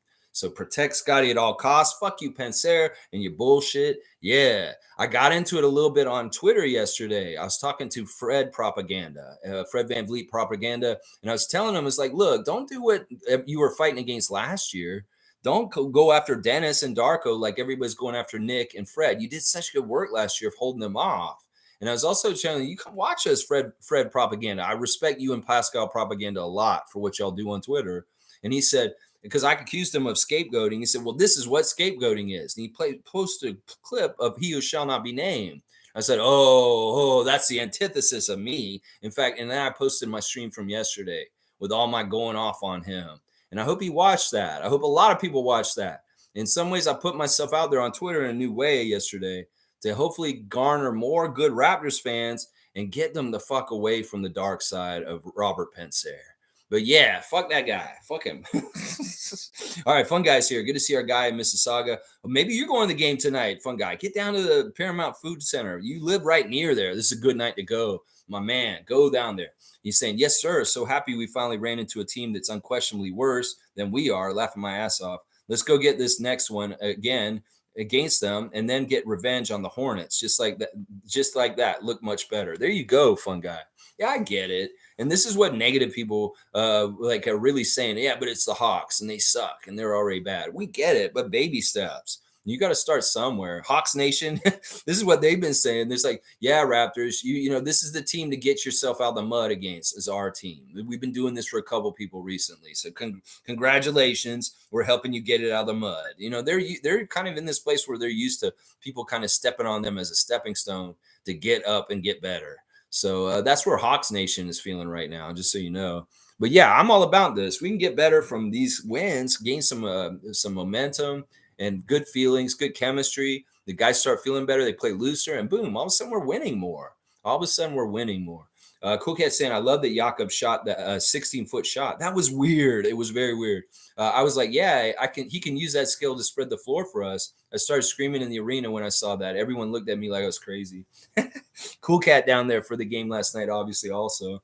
That was out of his range. When he made that shot, it was really because of the shot clock. The shot clock was running down, and he needed to shoot it because there wasn't much time. And he made it. And I was like, whoa, wait a second. Jakob's got a little bit more range. He's been fooling us. But I think that was just really a hurried, I have to do this because of the shot clock. And he's not encouraged to shoot from that spot normally. You're so funny that you freaked out about that. And everybody around you was like, what's going on with this lady? Why is she all crazy about Jakob doing that? I was like, I thought it was cool too. When he did that, I had a little reaction at home too. So the Raptor Freak's heart's in the right place, Cool Cat. Because I had the same kind of thing going on when I was at home watching the game when I saw Jakob extend his range on one shot. But it was really just to beat the clock. It really was just to beat the clock. Kareem saying, can you imagine if OG was extroverted and not introverted? This would be weird. It'd be very weird. It'd be crazy. I don't know. I'm thinking about extrovert OG. Like, who would he be like? Like, let's take another personality in the league and put it in him. Like, what if he was Patrick Beverley's personality and he had all of his skills? That would be weird. Like, that'd be so crazy if OG was like Patrick Beverley. On download, OG's actually a troll and a prankster. We know this because he called Dame Lillard this summer and told him, welcome to Toronto. And he freaked out. OG does do tricks, and he is talking shit on the court to a degree. It's just that he's understated. In some ways, he throws people off because they don't expect him to say stuff. And he may say really weird stuff just out of the blue. I'm pretty sure he does talk some trash on the court.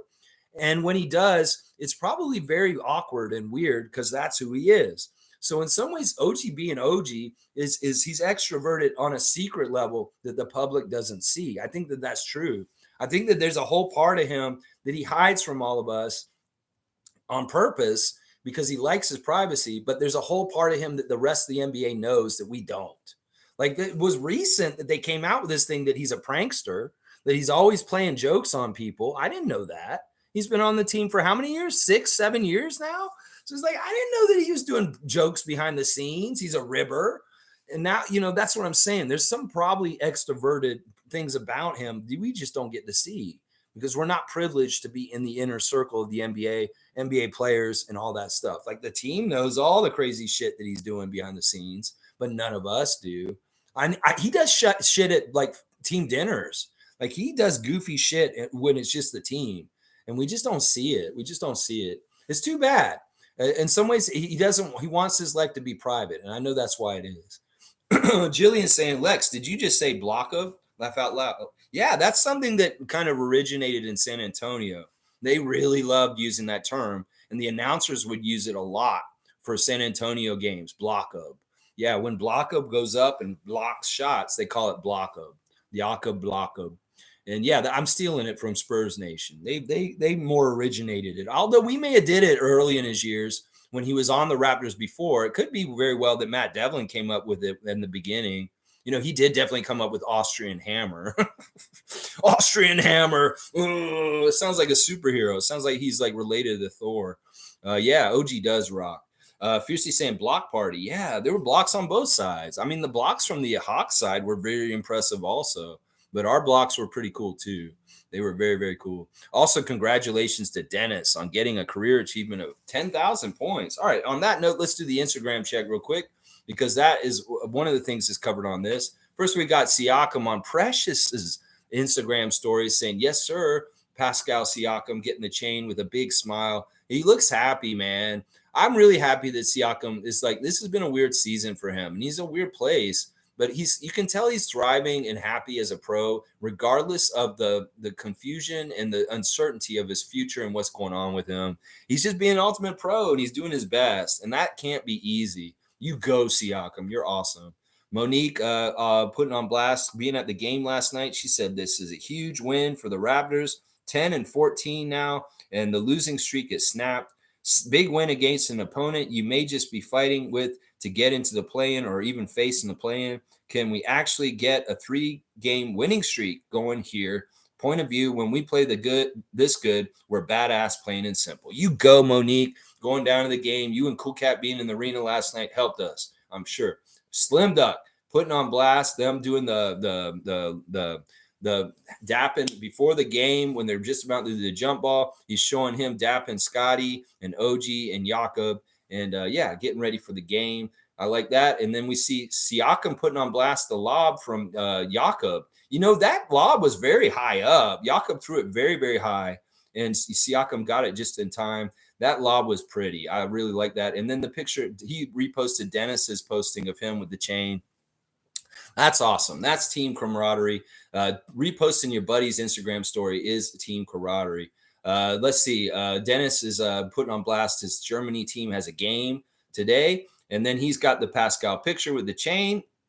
Let's see. Who else do we got? I think that's mostly everybody on the Instagram today. There is a highlight reel of Marquise Noel's best assists from the 905 game against Delaware the other day. It's actually a really fun clip.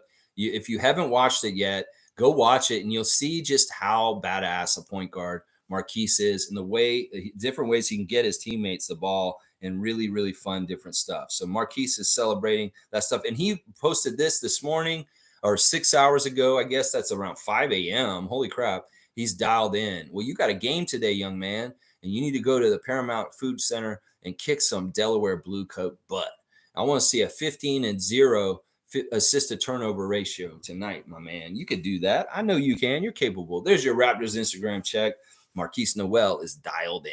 That's right. Let's go get it. Let's go get it. Mugabe is here. Mugabe Lennon is back today. Good morning, Raptors freaks, Lex. All the fake fans think everyone that plays good is taken away from Scotty.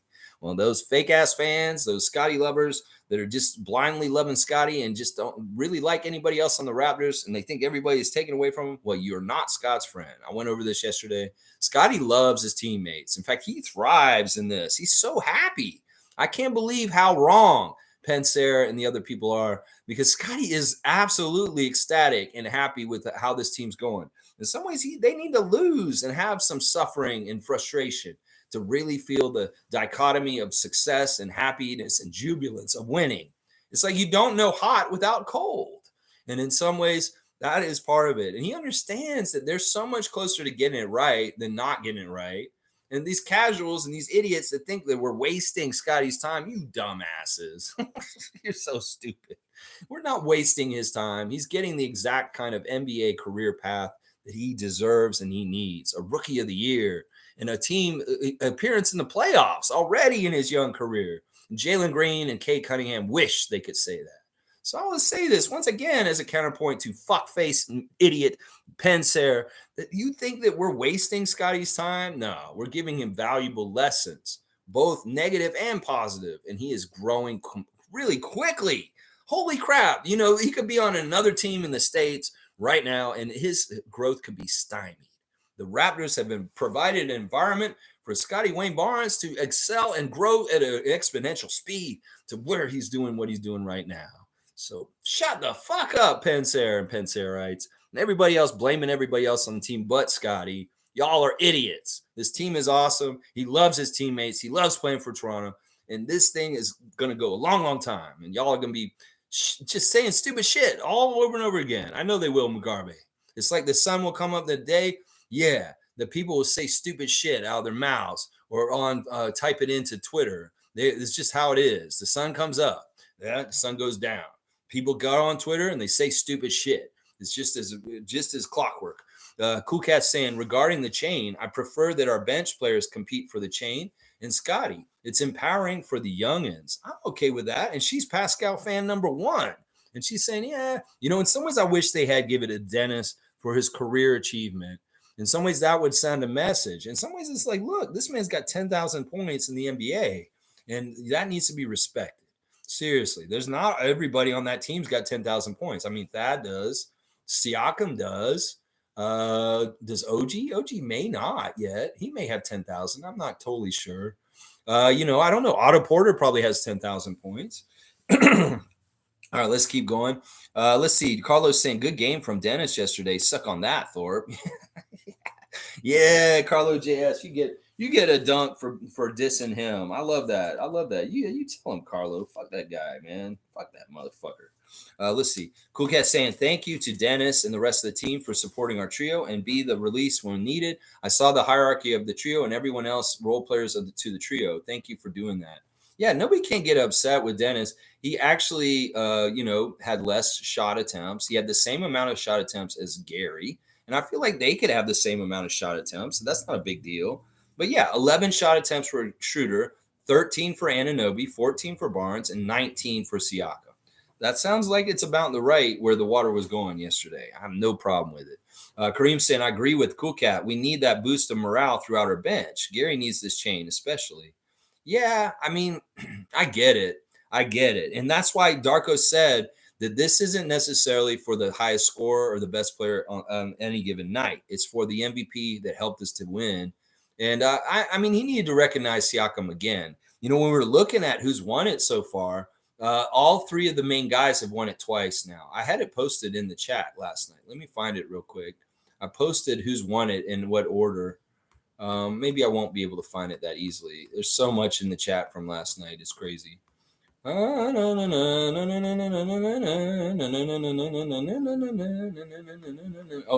going to find it. Here it is. Okay, so Siakam got the first chain originally. Now he's gotten the most latest chain. So he's got 2. Barnes has got 2. He got San Antonio and Phoenix. Anunoby's got 2. He got Dallas and Chicago. And then Boucher, Pirtle, and Flynn each have a chain. Otherwise, nobody else has won it. So Gary hasn't won it. Dennis hasn't won it. Precious has not won it. And in some ways, I'd like to see one of those guys get it soon, too. So, yeah, 2 for the main 3 guys, and then 1 for Pirtle, Boucher, and Flynn. And that's it. Those are the only guys who won the chain so far this year. Okay, let's keep going. Cool Cat saying, basketball gods, thank you for answering my prayers on Gary. Continue to heal his foot to get buckets on fire. That's right. And Darko has full confidence in Gary. It's crazy. Like, listen, this is a good coach. What he said about Gary Trent after the game last night is, I don't care if he misses. He can miss all he wants. I know he's going to make them eventually. That's a true trust a coach has in a player. He says he's too good. He's too good a shooter, and he has a green light. I don't care how much he's missing. I'm going to keep letting him shoot. I'm not going to tell him not to shoot because he's cold on a night. No, he's going to let him shoot until he gets it right. Jillian saying, good morning to Mugabe. Good morning to Mugabe from Ottawa to Alberta. There you go. We got connecting the great provinces of Canada from Ottawa to Alberta. That's right. Carlos saying MSJ had a joke last night that Malachi was a 0.5 player. Now he's beginning to become a 0.75 player. Yeah, that's pretty good. Dana saying, good morning, everyone. Canadian Dana. Yes. Good morning, Dana, from Carlo. He's saying so many Siakam alley-oops this season. Didn't see that in the Nick Nurse era. The alley-oops in general, we didn't see a lot of. It's really been annoying to me. because I knew we had some really good Lob City stuff going on with certain players on our team. They're amazing high flyers like Achua and Barnes and Siakam and Anunoby. These guys can get up there and throw these down. And in some ways, it was frustrating that we never see this kind of interaction of passing when the Nick Nurse coaching era was going on. Well, we see it more now, and I knew this was going to happen when Darko started talking about what he envisioned the team doing. He said, "Well, we're going to get lobs this year," and yes, we are, and they're so fun. They are so fun. Cool Cat saying that Carlo, I'm starting to smile that the team finally understands that Lowry, Siakam, alley oop need to enter a Coach Darko era. Yeah, and I like the looking down the court kind of long passing. Scotty's really good at passing way down the court like Kyle used to. And that's fun when they look up and they do that kind of stuff. There's been some real thread the needle kind of passes. There's a couple of passes. There was one pass that Chris caught from Scotty in a game recently. It was full court that I was like, holy crap, how did they make that connection happen and around the defenders? And he still wiggled around to make the shot. Some ways, the way that Siakam and Boucher finish with a twist in their bodies and making it work somehow, some way is absolutely fantastic.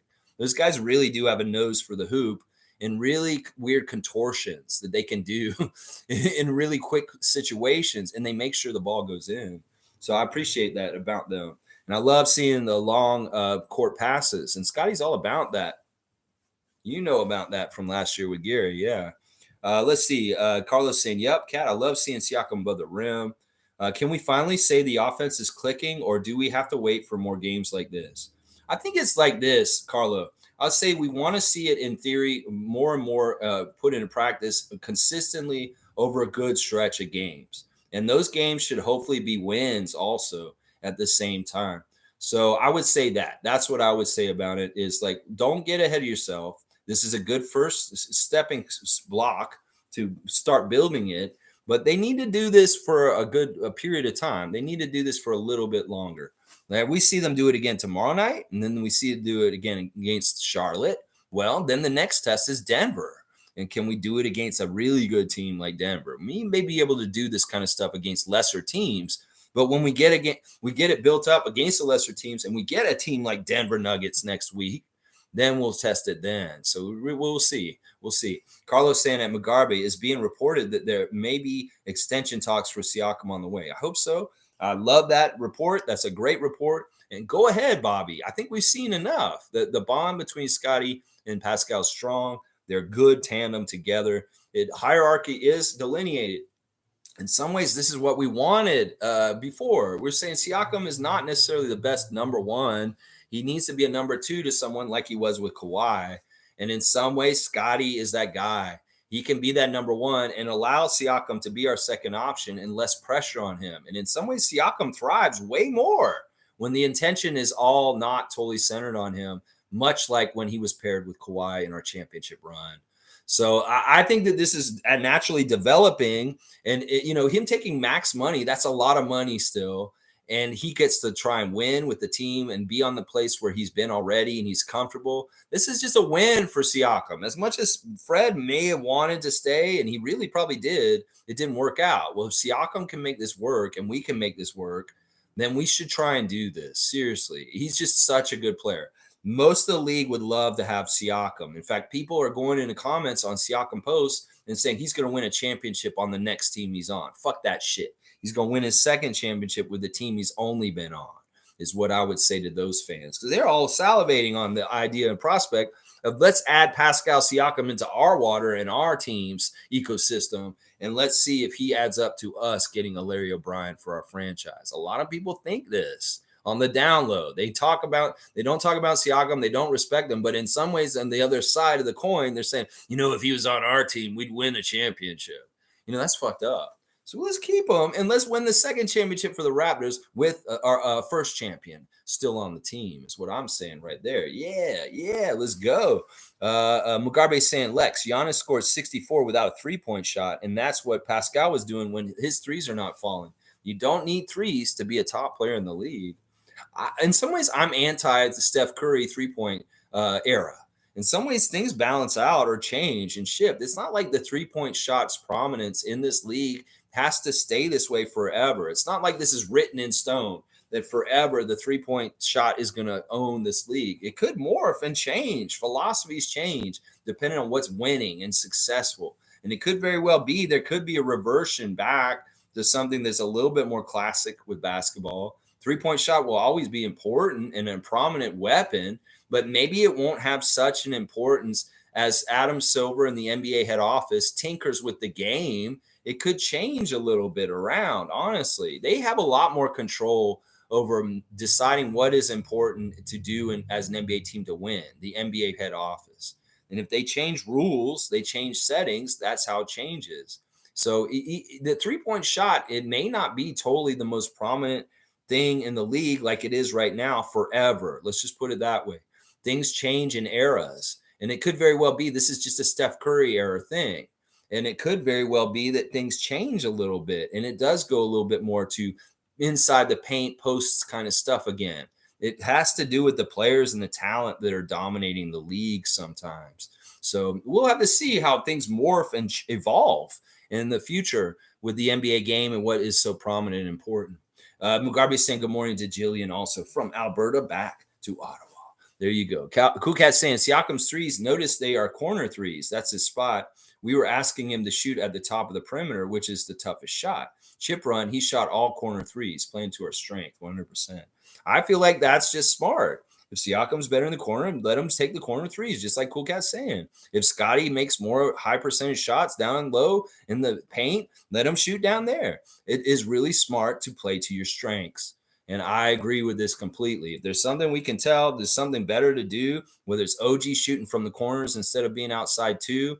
Like, because we see that graphic, they showed at the beginning of the game. OG's so high percentage in certain spots around the 3-point arc. In some spots, he's really not good. Let's just keep him away from those spots and put him in those other spots, just like Siakam. Just like Siakam.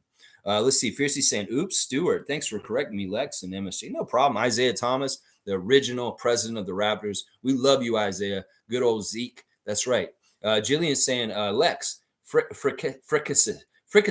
You're killing me. Fricassis.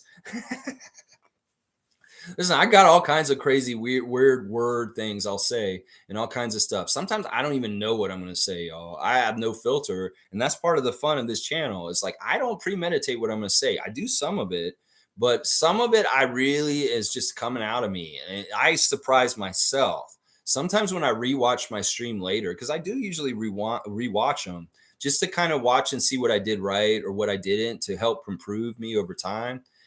Sometimes I say things and I'm like, holy shit, did I really just say that? And I make myself laugh. So I realize if I'm rewatching my stream and I'm laughing at myself, I'm sure y'all are laughing at me too at that time. There's some stupid shit that I will say. And sometimes it's so funny. All right, let's see. MSJ saying at Carlo, I didn't watch all the game as CNN had breaking news about Flynn not being an NBA player. Wait, that's not true. Wolf Blitzer in the situation room. But seriously, Flynn just can't guard in the NBA. It is what it is. Yeah, I worry about this. Like, you need to be able to guard Trae Young. He's your counterpart. You could not do that last night. I don't know. I'm going to give Flynn a break, even though he was over. He played good last night. I'm actually okay with what Flynn did. It was mostly what he did in the second half, not in the first half. The first half, he wasn't so good. He really lost Trae Young and let him get going. He got going, and that was nightmare. In some ways, that was the whole objective for Dennis and Malachi and anybody guarding Trae Young. Just don't let him get going. And Malachi failed in the first half on that. But at least he was very productive with assists and doing certain things in the second half. That 3-guard lineup was weird. They had him out there with Gary and Dennis, and then like Precious and OG. It was a very strange lineup, but it was working because Atlanta was playing small. And in some ways, that was really smart of Darko to play the 3 guards out there, the 3 little guys, Malachi, Dennis, and Gary at the same time. It was an interesting look, and it wasn't a bad look. It actually worked, but it was against that particular Hawks lineup. Let's see. David's saying, I don't know why anyone would fuck with Isaiah Stewart. This is a good statement. Do you remember when he ran back on the court out of the tunnel after getting ejected to try and kill LeBron? Laughing my ass off. I wouldn't mess with him. I would not. Honestly, he's like an Oakley in today's league. In some ways, he is one of the closest things to Oakley because he is actually kind of trying to go give receipts to people. There's not a whole lot of people doing that in this league at this point. And so, in some ways, Beef Stew is a throwback. No, I have immense respect for him, and I would welcome him on my team any day. A lot of respect for Isaiah Stewart. I really like him. I really do. Carlos laughing at MSJ, and Carlos saying maybe that's the reason we chose Malachi over Jeff, the ankle injury recovery time, like with Ron Harper's situation. That's part of it, but also it's the guaranteed and non-guaranteed of the contracts. It really is as simple as that. It's the Jeff was not guaranteed, so he's easy to just take off the books, and we don't have to pay him nothing. We get rid of Malachi, we have to pay him still for the season. So in some ways, it's a financial decision, really. But the injury did factor into it also, I'll bet. David's giving out subscriptions again, and this time he's gotten our moderator G getting a gifted membership. Jimmy Pope, the Pope of Positivity, getting a subscription from David. Randolph Phillips getting another membership. Seymour Pape, another one of our admin moderators in here, getting one. And Stillman, look at that all-star lineup of Raptor Freaks getting there. And Jillian just misses again. Oh my gosh. David is trying, Jillian. He's trying.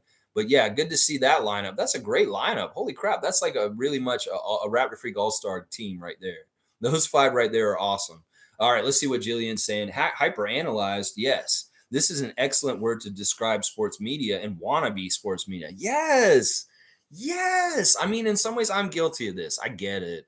But I'm trying to do it to be helpful and informative and not necessarily to kick people down, not necessarily to like hurt the team. It's really about talking about it so that we can help them.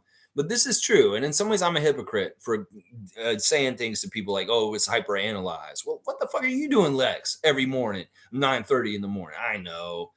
But my heart's in the right place. And in some ways, I'm doing it with love to help the Raptors get better, not because I want to feed my own ego and be right all the time. Fuck that shit. I want to be wrong, especially with Malachi Flynn. I want him to kick ass and be better than he is. And with Gary, I want him to be so good. I'm not trying to be mean to Gary. I want him to get his ass together and kick some butt. I'm trying to help. Yeah, hyper-analyzed. That's what they're doing out there, hyper-analyzing everything. It's crazy. It's crazy. Let's just go for the ride and ride the waves and enjoy ourselves and just be fans. Just be fans. Shir Khan is here. Holy crap. Raptor Freak, Rookie of the Year from last year, has returned to come in and grace us with his presence. We love you, Shir Khan. MVP of Raptors Tonight chat, always getting his question read, and I love him. I love Shir Khan so much. Jillian, this is right now the Rookie of the Year who's in here right now. You might be the Rookie of the Year for next year, but Shir Khan was the Rookie of the Year last year. Let's see what he's saying. Good morning, Raptor Freak family. Some relief in the form of a win. Did we already talk about rumors about maybe extending Pascal? If offers are not that great, I'm all for building the bench like other top teams in the East. Yeah, I mean, yeah, we talked about this a bit. I'm all for extending Siakam, regardless of whether he's in our plans for the future or not. I think it's smart to tie him up. And in some ways, it gives us some flexibility in the summer. And it really makes some of the people that are so worried about him walking for nothing get a little bit of a sense of security.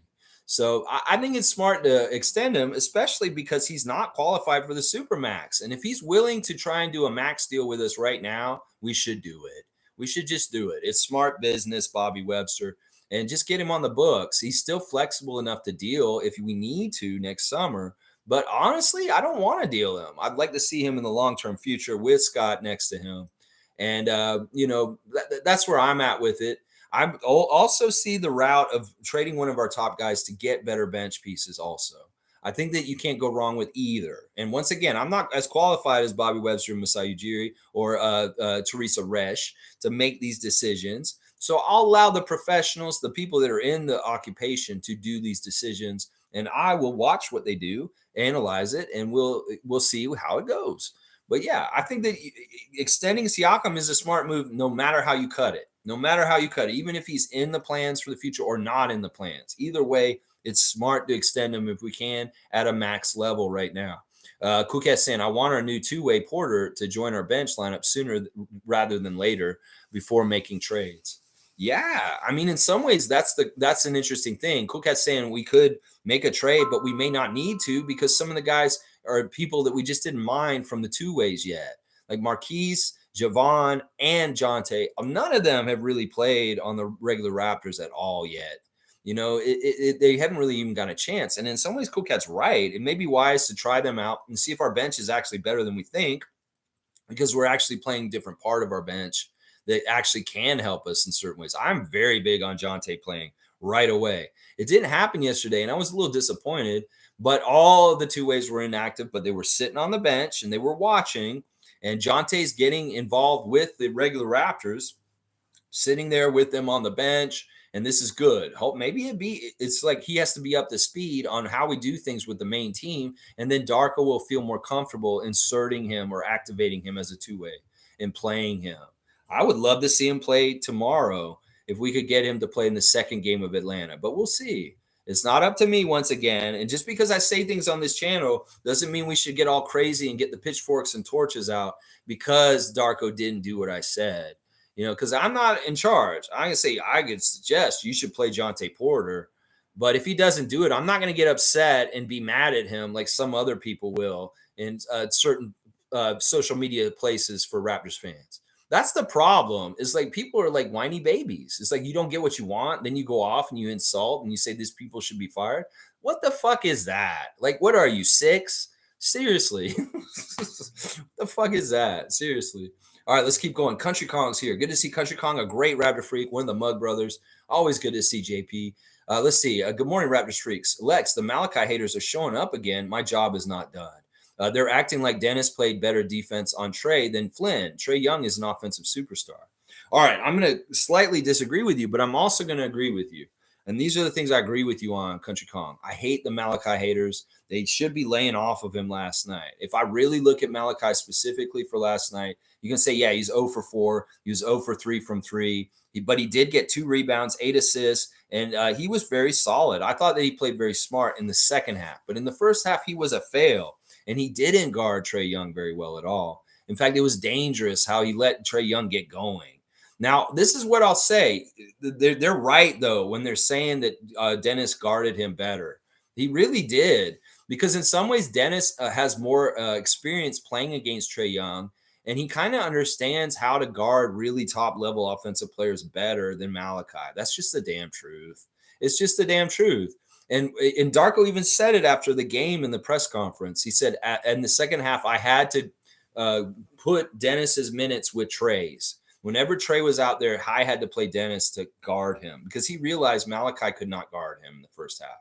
So in some ways, those detractors of Malachi are actually right because Darko said it himself at the end of the game. He said, I couldn't play Malachi on Trey Young anymore because he was absolutely killing him.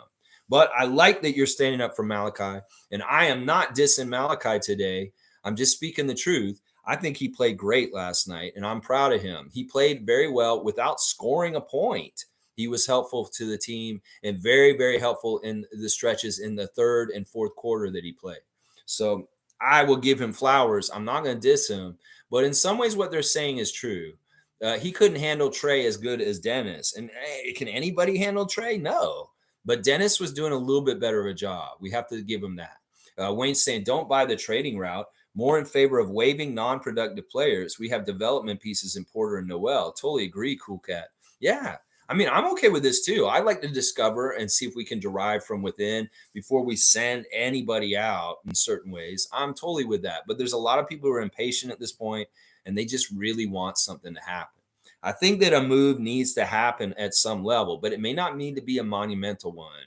It could be a bench trade, just like I've been saying for a couple weeks now. Don't mess with the starters. Trade one of those bench guys and make a minor move just to appease the trade demanders right now. Oh, they got to do something. Well, dude, just do a little window dressing a little bit, Bobby. Send one bit player from the bench for somebody else, and it could be a huge move still that really does help us because we get a very useful player in return. So I don't know. There's different levels to this. I like y'all's idea of promoting the two ways and giving them a chance to see if they can help us flesh out our bench a little better. I think Jonte can. I think Marquise can. Oh, yeah. I think even Javon Freeman Liberty, when he's healthy, he can help us with some stuff off the bench for sure. So in some ways, I don't like Darko not using these two ways at all because he really hasn't. And there does need to be some discovery of what the two ways potential to help us is on the main roster. Yeah, I like what y'all are saying. I agree with you. Fiercely saying, I just realized the starting unit has barely changed as per last year. We had already tried the 13th combination, if not more, at the same period. Yeah, I like the consistency of our starting lineup. And that's part of the reason why we don't really want to tinker it with it like loosely or crazily. In some ways, that is part of why there was so much confusion and messed upness with our team last year. Because a lot of people may have had designs on things. Now, if things are just set, these are the starters, y'all are the bench. There's no like kind of weirdness in some ways. You know, it was funny at the very beginning of the broadcast last night. I don't know if y'all saw this. Matt Devlin opens the game, was like, there's a lot of questions swirling around the team about whether Dennis should be starting. He said that, and Alvin shot him a look.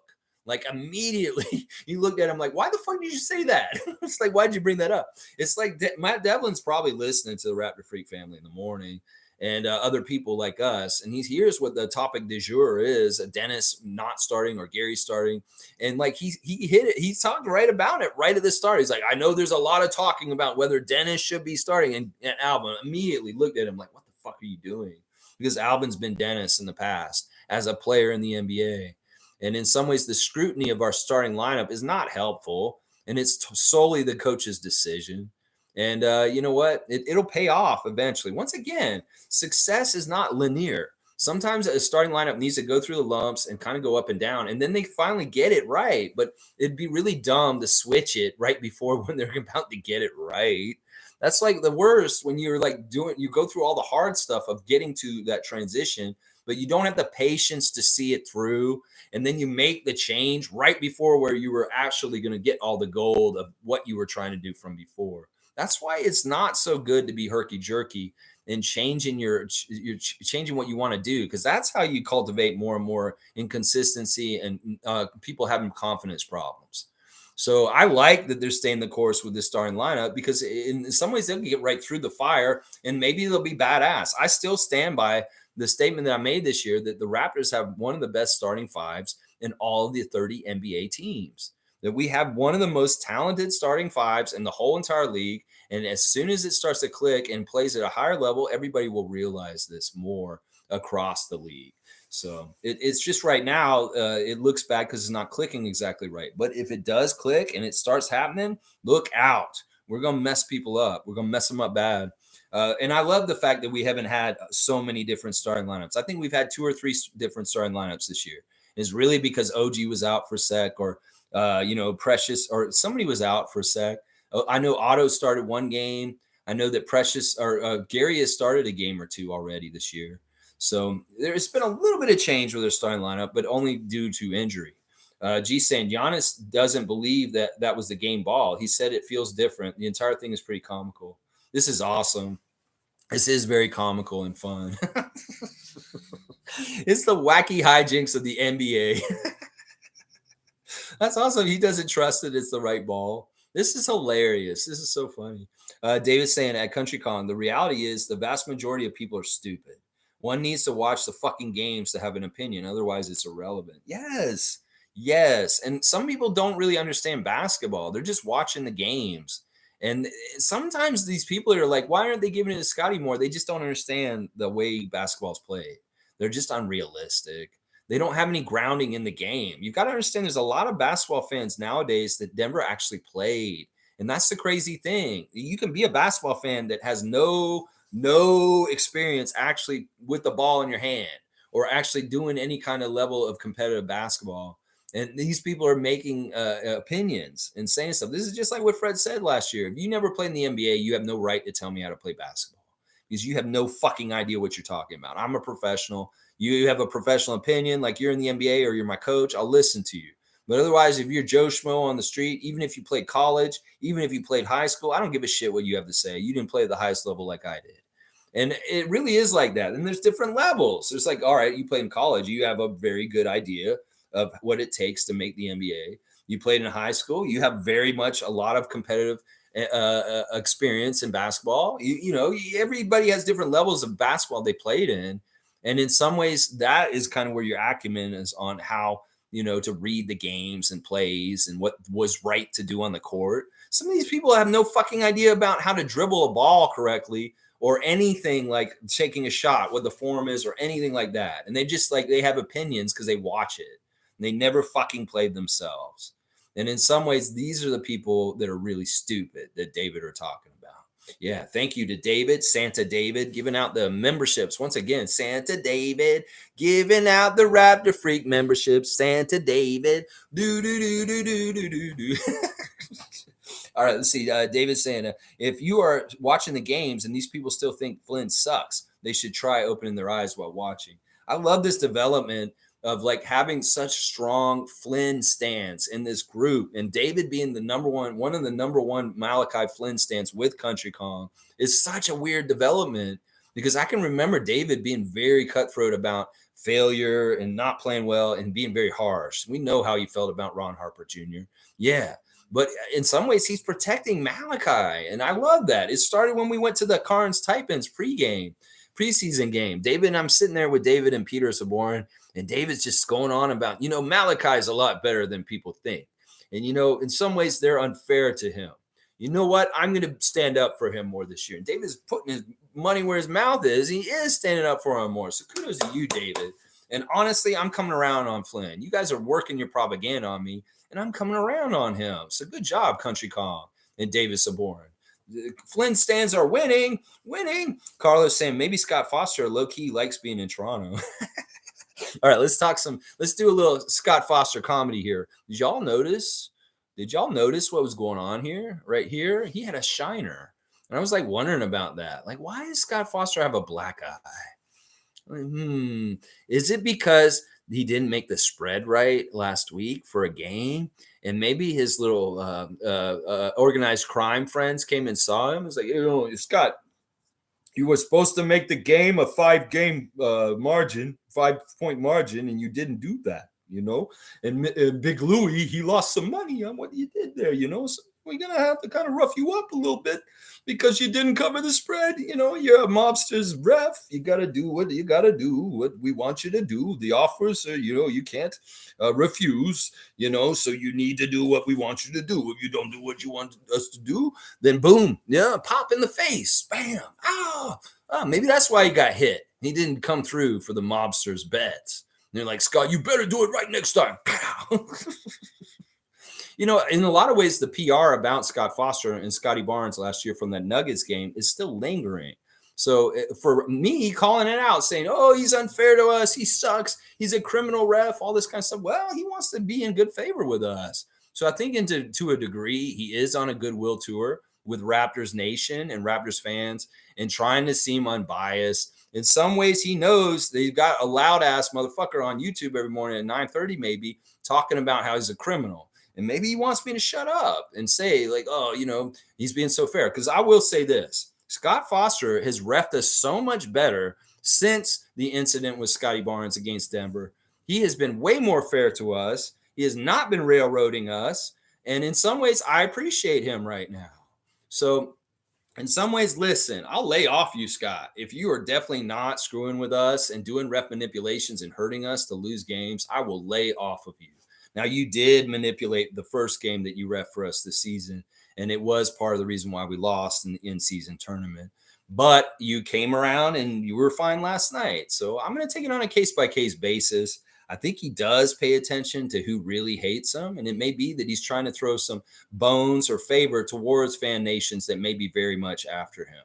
So, yeah, I think that he does. He's trying to do goodwill towards Raptors Nation for the ejection of Scotty in that one game, because he did cost us a win against the eventual world champions in Denver in that game. And we did circle around and beat Denver again, beat Denver the next time we played them. So we should have been 2-0 against the champions from last year if Scotty Barnes had not been thrown out by Foster.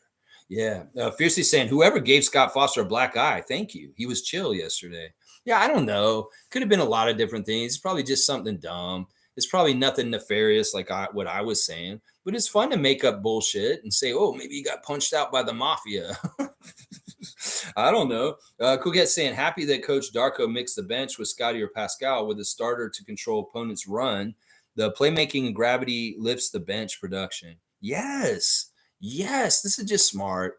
If you're going to have a couple of premium players like this, you need to have one of them on the court at all times. There's no line substitutions like hockey where you're putting in a whole bench lineup and taking a whole starters lineup out. No, that's not going to work. You can't do that. You need to have at least Siakam or Barnes on the court at all times for the whole 48 minutes. That's just smart. Why not? You got the luxury of two really badass superstars. Have one of them out on the court at all times. It's just really smart. David's saying at Fiercey, I was wondering if anyone else saw that shiner. Way to go, whoever punched that prick in the face. I don't know what it is. It could very well be just an innocuous, like he bumped his face or something like that. Who knows what happens? I was trying to say it was like a pickleball injury, but people are saying that pickleball is like a non-contact sport and it shouldn't have happened in pickleball.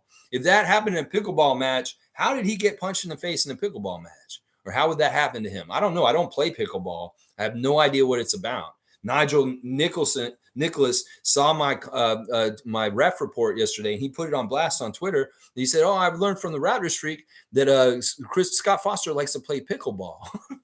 I don't know anything about it. I know it's like a badminton game, right? It's like you just hit with a racket. But yeah, could he get a black eye from playing pickleball? Let's wonder about that. So wondering about that. Let's keep going. Fiercely saying, gee, I know, crazy situation. I saw a clip where the Bucks staff took the game ball, so there is confusion somehow, somewhere. Yeah, and some Josh Lewenberg saying that Kyle Lowry wouldn't let this happen because he secures the game ball after every game. But yeah, that's really funny stuff. I mean, there's some funny little like Giannis extracurricular stuff over the years. You think about his little fight with the ladder that one time, and like, yeah, that was funny when he was trying to shoot around after the game in Philadelphia, and they kept trying to set up to take the goalpost down. And he wanted to shoot more free throws, and he got mad and he threw the ladder to the side. This is kind of like that. This is like the latest story of that kind of fun stuff with Giannis. Giannis is a weird guy. He's pretty funny. Let's keep going. Country Kong saying Malachi made some great passes last night. He did. He really did. He threw this one-handed bullet pass to Gary in transition, who hit the open three. Malachi gets rebounds. He pushes in transition, and he keeps the ball moving. Yeah, I thought he was fantastic in the second half. Defensively in the first half, he was a problem. But in the second half, he really redeemed himself and played quality minutes. And that small guard lineup was actually very fruitful, which was very interesting. Kevin saying, finally a win. Let's go. That's right, Kevin Thompson. Be proud. We got that W. Let's stack on some more W's. Let's get these guys dinner from Darko. That's right. Fiercely saying Ben Simmons had mental health issues and took the decision to step away for a while. Draymond doesn't have mental health issues. I would say anger management issues. Yeah. And Fiercely's agreeing with me. Right on, Lex. Agree with you in reference to Draymond. No, he knows exactly what he's doing. This man is not suffering. This man is not depressed. This man, if anything, he just has a problem with lashing out. And that's the problem. That is the problem. He's definitely dangerous.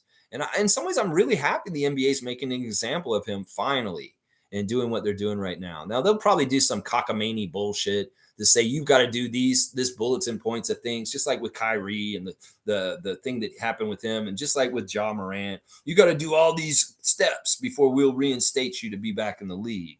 Now, when they say indefinitely, that just means they don't know.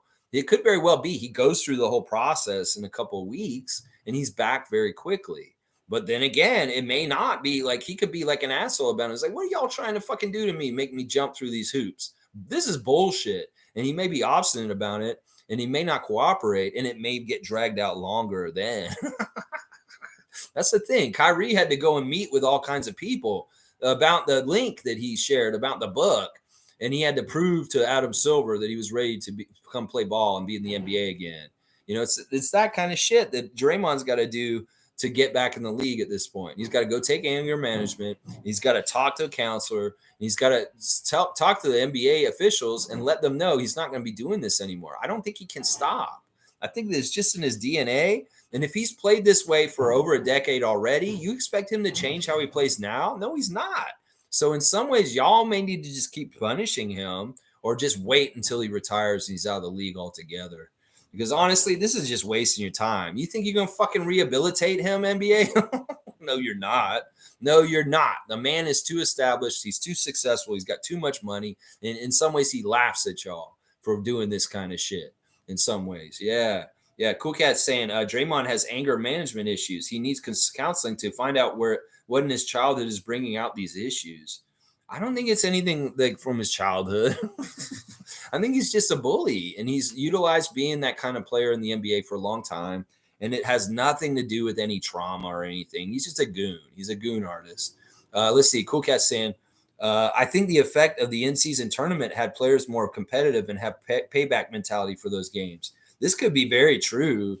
This could be very true. In some ways, that's a catalyst to get more excitement and competition beyond the in-season tournament in the early season, because there's new kind of like bullshit rivalries and gripes and conflicts. I think this is true.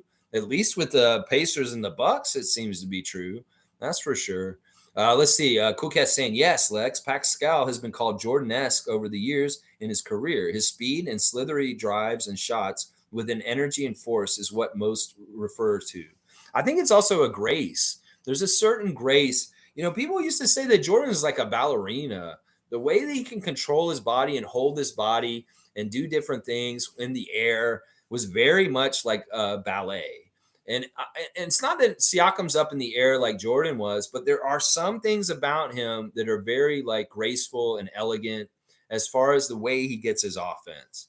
And that's why. And some of it's also just the making it like happen when you don't think it's going to happen. A lot of what Jordan did was impossible shots. He'd just be going towards the basket and he'd flip it up, and somehow the spin or whatever he did to it would make it fall through. And that's the Jordan-esque stuff of Siakam that I see, is that he could have like two or three defenders around him and he somehow flips it up over and then boom, it goes in. That's very Jordan-esque. Jordan-esque. That's the word of the day, I guess. David's getting a dap from Jimmy. Bow, bow, bow, bow. And back at him from David. Cool Cat saying, I always saw put OG for shooting guard for perimeter defense, then Pascal Scotty for small forward from either side using their guard skills. Yes. Yes. That makes sense to me. In some ways, OG is going to be guarding more guards than the other guys, but they do get their chances. I mean, we did see Scotty guarding Trae Young for a little bit last night. That was an interesting look. He likes those kind of challenges. I know Scotty's all about guarding little guys like that. But yeah, I always thought it was natural fit that OG's more of a perimeter defender, that he should be considered the two or the shooting guard. Let's see. Jillian saying, Lex, with much, much, much respect, Draymond's anger management challenges will likely be reviewed by mental health professionals. If this hasn't been mandated already, sorry, it is what it is. I know. And it's just that there's a backlash. It's not even just from me. I've heard it in other places and I agree with them. In some ways, it's like, look, mental health is a very important topic in today's society. But in some ways, if we're going to label him with that, we shouldn't. We really shouldn't. Now, I get it. As part of the process, he's going to talk to mental health experts and assess him. But really, the issue with him is more that he's an abuser. And in some ways, he's not a victim in this situation. I think that that's the thing that's important to delineate, with all due respect, Jillian. I think that we agree and we're in the same place. It's just it's a kind of a semantics difference, is that he's an abuser. He's a person that's hurting other people, and he's not a victim in this situation. In some ways, people will try and paint him as a victim if he's having mental health issues. That's not what this is. This man's happy. This man is living a great life, and he hurts people. So he's an abuser. And I think that that's a more descriptive word for him than somebody who's suffering from mental health issues. Now, as part of the process, yes, he's going to be meeting with psychologists and psychiatrists and figuring out his mental health as far as if it is contributing to him being an abuser. But I think that that's the important distinction that a lot of people want to make, especially people that are involved in the mental health field, that what he's doing is not necessarily a mental health issue. It's more that he's like a big bully is what it is. I don't know. We're agreeing. It's just, it's a kind of just a different perspective where we're looking at it. Let's see. MSJ saying, in my experience with 3-on-3 ball, once a team is in sync, things flow. Intuition takes over. Not much verbal talk is needed. Just adjustments to what the other team is all about. Reps will get there. Yeah, we need more reps. Dennis was the newer guy on our team. He's starting to fit in and get the understanding of what we need the best from him. And it's maybe a little less of him, but a little more facilitating. And he's ready to fill that part. Honestly, he's happy to do whatever it takes to help the team. He's not selfish. And in some ways, Dennis getting more used to it, Scotty being more used to his new, bigger, huge role. These are the things that are a part of the timeline and development that will help us get better. Darko's system getting more ingrained in their heads and more second nature. That will help improve things over time. So there's a lot that can still be worked out. And I like your bringing up the 3-on-3 ball as far as things. Okay, two guys kind of step to the side and let those three guys work their way. Yeah, okay. Cool Cat saying it appears Pascal and Coach Darko have come to an agreement on how to use the skills in Darko schemes. The whole time they were always on the same side and working together. They want the same thing. And Darko and Siakam are a great team to work together because they're open and honest people and they're willing to conform and work with each other. Now, if Coach Darko was my way or the highway, it may not work. If Siakam was kind of a more egotistical superstar, it may not work. But because we have guys that can lower their egos and do what's best for the team overall, it will work. Watch, it will work. MSJ saying, I wonder if Green is fueled by an addiction, but also Green is truly a big meanie. Laugh out loud. He has an addiction to podcasting. He can't help it. He has to get his fix at halftime during games. That's his addiction. He's addicted to shit disturbing and podcasting. Yeah, that's what it is. David saying, people, the like button, don't bite, smash it. All right, all right. Cool Cat saying, for the game on Friday, I want Scotty or OG to be the leader of the trio and then have Pascal support. I want the trio to switch up each game as a production leader. In some ways, we can't determine it ahead of the game. It's really going to be like kind of the way it kind of feels, maybe with what the defensive coverages are offering. But I like this idea. I think that the rotation between the three of them is good. Now, would you be making allowances if Gary Trent finally gets it out of the mud and he could get like a 30-point game that he could be our leading scorer on a given night? I'd love that. I'd love that. Grady gets better and he's a better young player very soon. Could he be our leading scorer on a certain night? Possibly. I don't know. But those kind of things we need to allow naturally to happen and not try and force. And I think that we have the steady three guys doing most of the heavy lifting most of the time and taking care of things. We'll be all right. We'll be all right. Jillian's saying, yes, Lex, I believe that our team purposely chose to chummy themselves up to the referees. This was planned. Well, in some ways, it's very much the leadership of Darko. You know, he said some things about the refs before the season started. I was like, okay, this is how he's approaching how he wants to deal with the refs. Very diplomatic, very complimentary, a little bit of kissing their ass. Yeah. He said this basically. He said, we have the best refs in the whole entire world and all the sports here in the NBA. They have one of the hardest jobs to do. And I think they do a really fantastic job. And I was like, okay, this is how he's leading the team with them. And I've heard Chris Boucher say nice things about the refs also because he's hoping they're listening. And he's like, they'll give him calls. On the Boucher Hustle Play podcast, he would say that all the time. He's like, I hope the refs were listening. I love you guys. You guys are doing great. So it's like in some ways the sugar that we're giving the refs is helping. And Nick Nurse was adversary to the refs. There was a lot of yelling and complaining. And in some ways, his leadership with the refs did not help our calls last year. Let's just put it that way. So that baggage is with the Sixers now.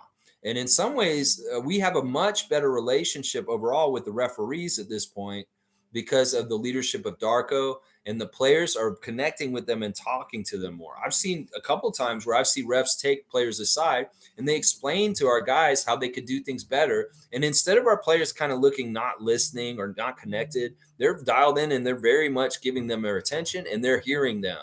And I'm telling you, that's the best way to get on anybody's good side is to listen to them and their advice and take it and then fucking show that you respect them by putting it into action.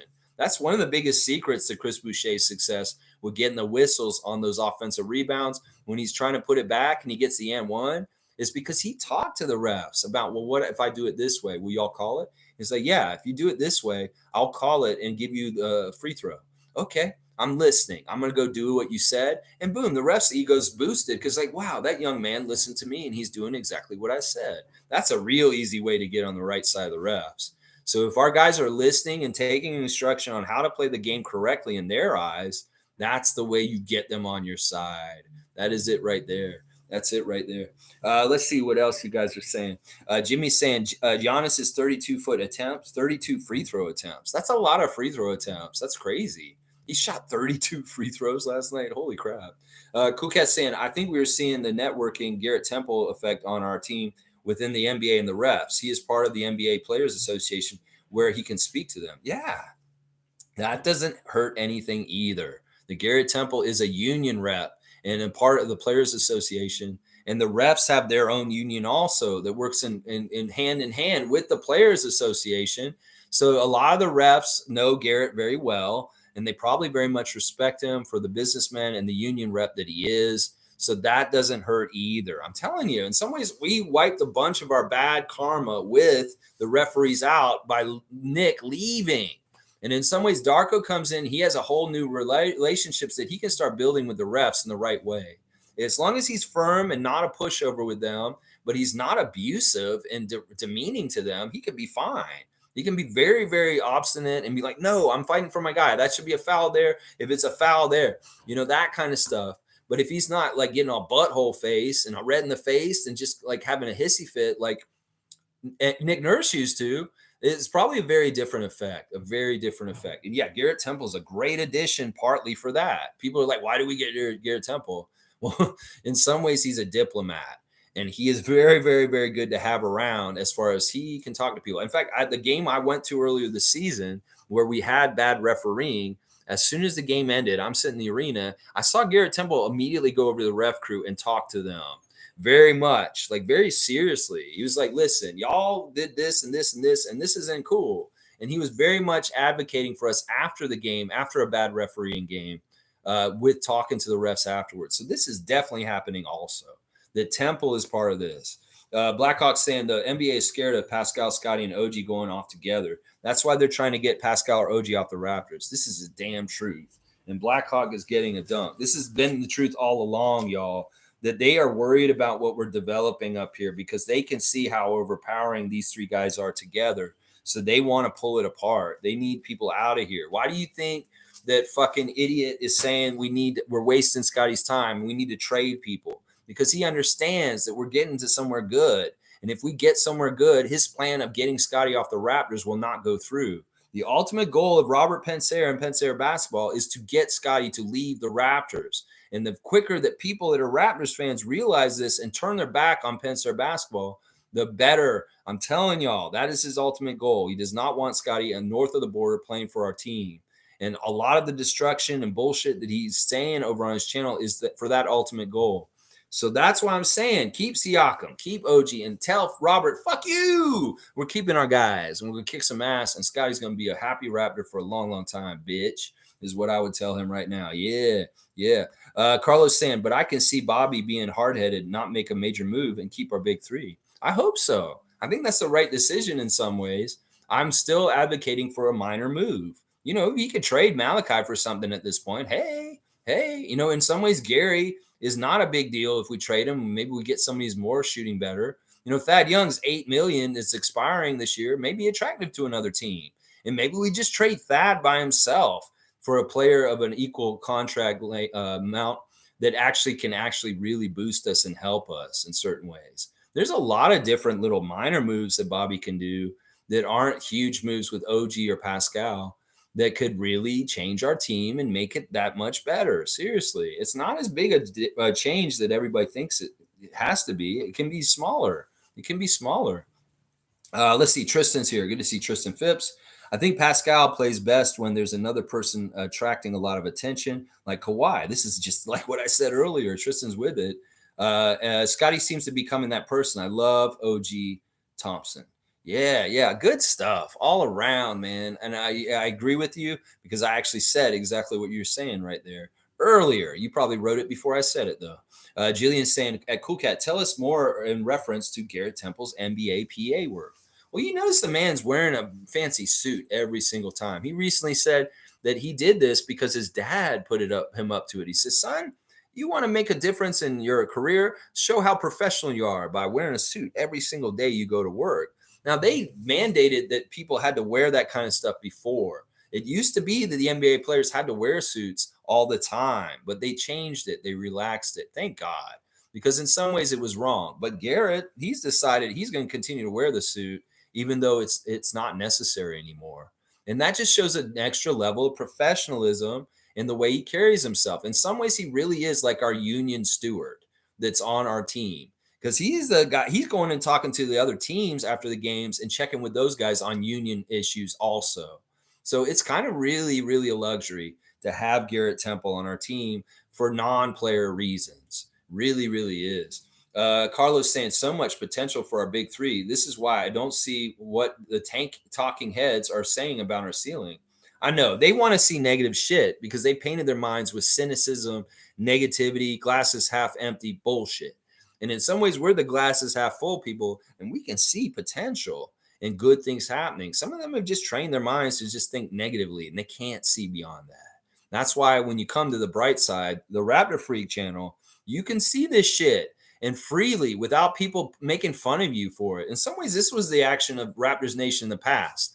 I'd be on Twitter. I'd say something nice about a game like last night and say, "Oh, this is good. The Raptors are starting to get better." And somebody would come in and say, "Yeah, but it's the Hawks. They suck. And we still suck." And it's like, why are you raining on my parade for trying to be positive about a win? This kind of how I felt about it. It's like in some ways, people being positive about the Raptors were bullied and treated poorly by other people online. Oh, you're a loser if you think the Raptors are good. This is part of the reason why I made this channel, is because I got sick of negative ass fucking people gaslighting me and telling me I'm a fucked up person for being positive and loving the Raptors and wishing for them to win and get better and better. It's like, you're an idiot. You think they're getting better. Well, who the fuck are you? Are you actually a fan? If you're trying, like, what are you doing? Or you just care? You want to kick the team when they're down? That's all you love about doing this with this team?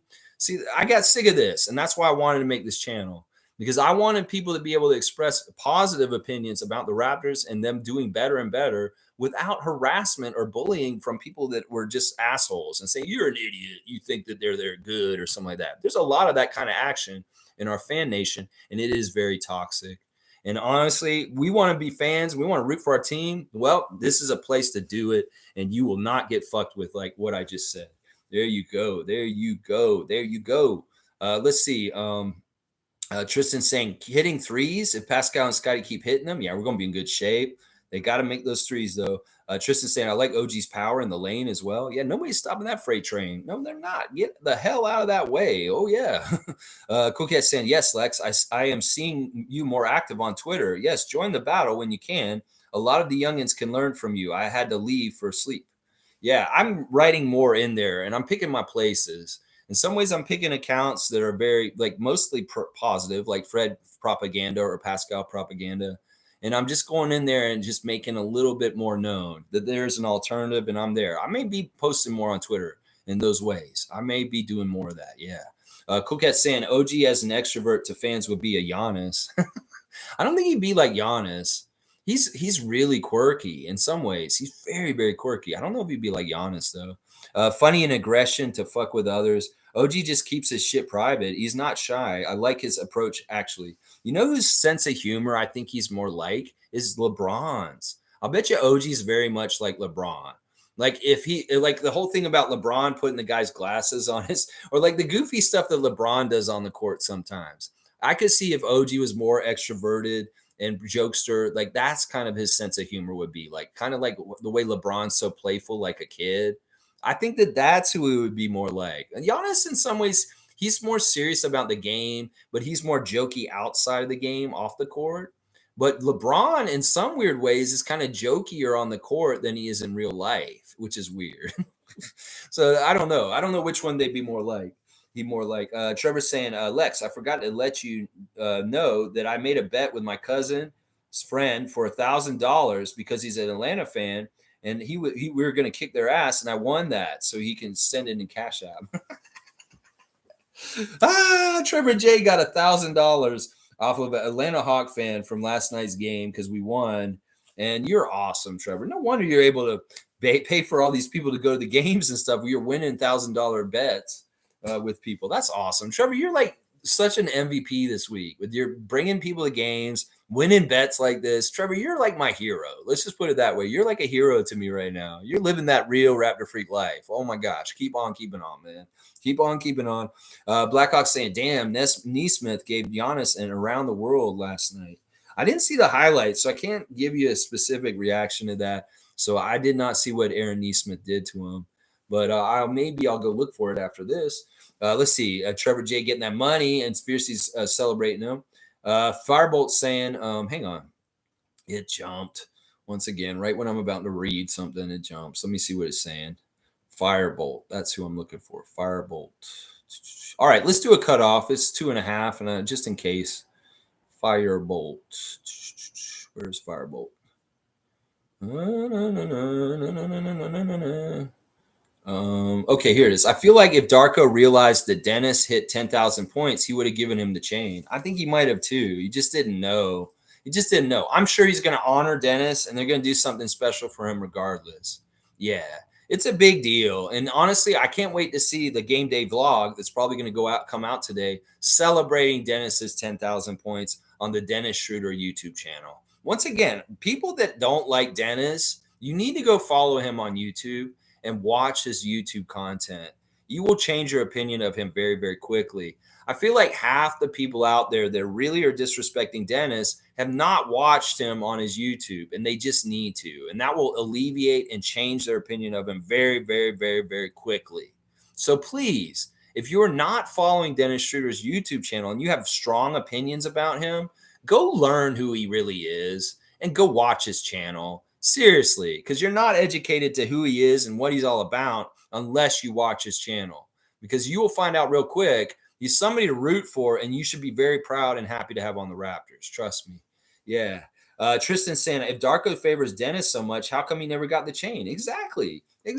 Throw that in their faces, Mr. Phipps. Throw that in their faces. Oh, if he loves him so much, why didn't he give him the chain? He didn't give him the chain yet. Once. Not once. Firebolt saying, but it's an 82 game season. We just need to keep winning to give the other guys a chance to earn it. That's right. Keep on keeping on. More wins, more chains. So that's the thing, Raptors. You want more chains, you got to win. And you got 10 chains so far. You got to get more chains. 10 chains is good, but we want to get to 42 at least for the whole season. I want to see 42 chains for this whole season, at least, if not close to 50 chains. That's right. Blackhawk saying Pacers literally stole the ball after the game and it set Giannis off. That's hilarious. That is hilarious. It's funny. It's just funny. If it's not him fighting a ladder, it's him trying to find a game ball like a maniac. He came out and he was yelling at Lloyd Pierce and Tyrese Halliburton like, "What? You guys took the ball. Where's the ball?" Pacers, I'm becoming like a surrogate Pacers fan right now. Just for certain reasons. The Pacers, I really like them. I like Rick Carlisle a lot, man. That's so funny. All right, let's keep going. Carlos saying, no knock on Nick Nurse, but Darko is probably what this team needed. He's holistic in bringing up everyone. And now I need Darko to lift up McDaniels. I like that. That's a good word for him. Holistic, healing. He's healing. Yeah, I like that. In some ways, Nick was more caustic than holistic, and that's a big difference. It's a big difference. David saying, "Oh yeah, McDaniels." Laugh out loud. He forgot about Jalen McDaniels. Yeah. He'll get his chance again at some point. He will. He'll get his chance again at some point. Wayne saying, "Darko's confidence in Trent is admirable. Let's see how long it lasts. You don't get paid to miss and be unreliable." Well, he's gone this far with them. And in some ways, he has to gamble on him over and over again. It's kind of like Nick had to last year. Gary's just really essential because he's one thing that we lack a lot of on this team. So we really need him to get going on threes. It was the same way last year. It's the same way this year. In some ways, we go with Gary, depending on how he is. Even if he's off the bench, if he's not making the 4 or 5 threes he's shooting, we're in trouble. So we need him to make like 2 or 3 threes every single game. Every single game, Gary. I need you to make 2 or 3 threes every single game. Let's see. Tristan saying, I still think Jalen is a good player despite his early struggles. Even all-stars have tough stretches. He's still young. Yeah. And I don't know. Maybe it's something like he's not doing enough in practice. Maybe he's not doing enough to differentiate himself with the other guys. In some ways, he's just ignoring him right now. He's not getting any time at all. And it could very well be that it's like, well, at some point, we're making him hungrier. We're going to unleash him again. So I think that's part of it. He does look a little lost and discouraged on the bench when they do show him. So just so you know. Crunch Kong saying, Lex, I have a theory about Jakob. Hear me out. I think the free throw line is too close for him. I mean, I don't know. I think we should let him shoot threes. What? I think he thought about shooting a few last time. Good for a guy.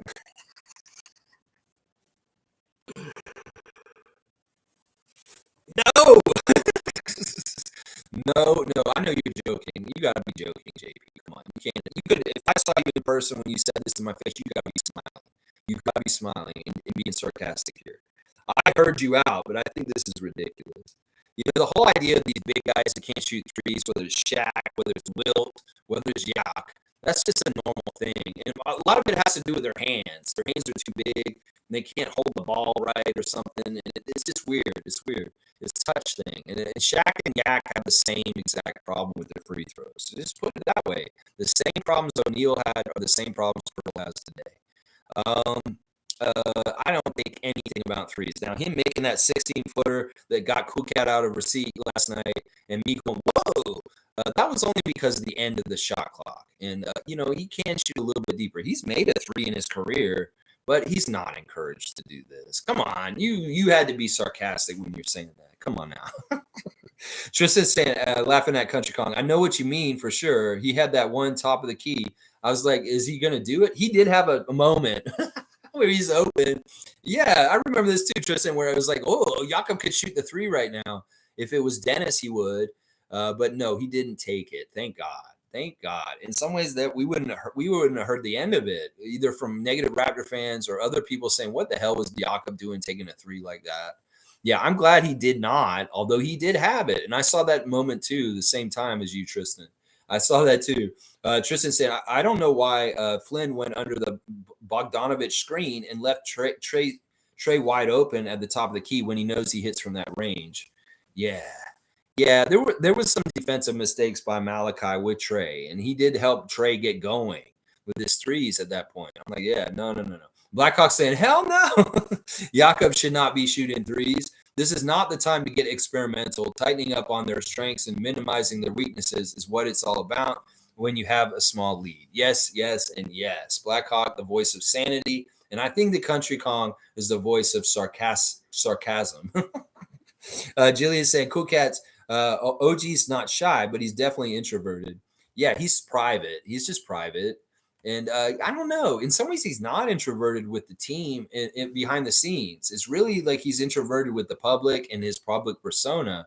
But I'll bet you in real life, like when you're in his circle and he's comfortable with you, he's not acting like that. In fact, he may be a shit disturber. He may be very much like an Owen Hart Ribber behind the scenes, and he's pulling all these pranks on the other teammates all the time behind the scenes. And that's part of the reason why he's so funny to everybody. They're like, oh, he's just the funniest. He's funniest. He pulled this prank on me. He put the salt in the pepper shaker, and that totally screwed me up. Oh, it's so funny. Stuff like that. Let's see. Wayne saying, based on the talent pool in the league currently, our best route to our next championship is through development. I don't think a Kawhi Leonard scenario exists, fixing, defending threes, and making shots. Well, it's just every summer, Masai's got to analyze who the problem players are in the league and if somebody needs help with making a deal. Last summer, it was Damian Lillard. The summer before, it was Kevin Durant. These opportunities come up every season in the offseason, and we'll just have to see what the lay of the land is with this situation. It could be an opportunity for him to pounce again. Now, that is an option for us still in the future. But I think you're right.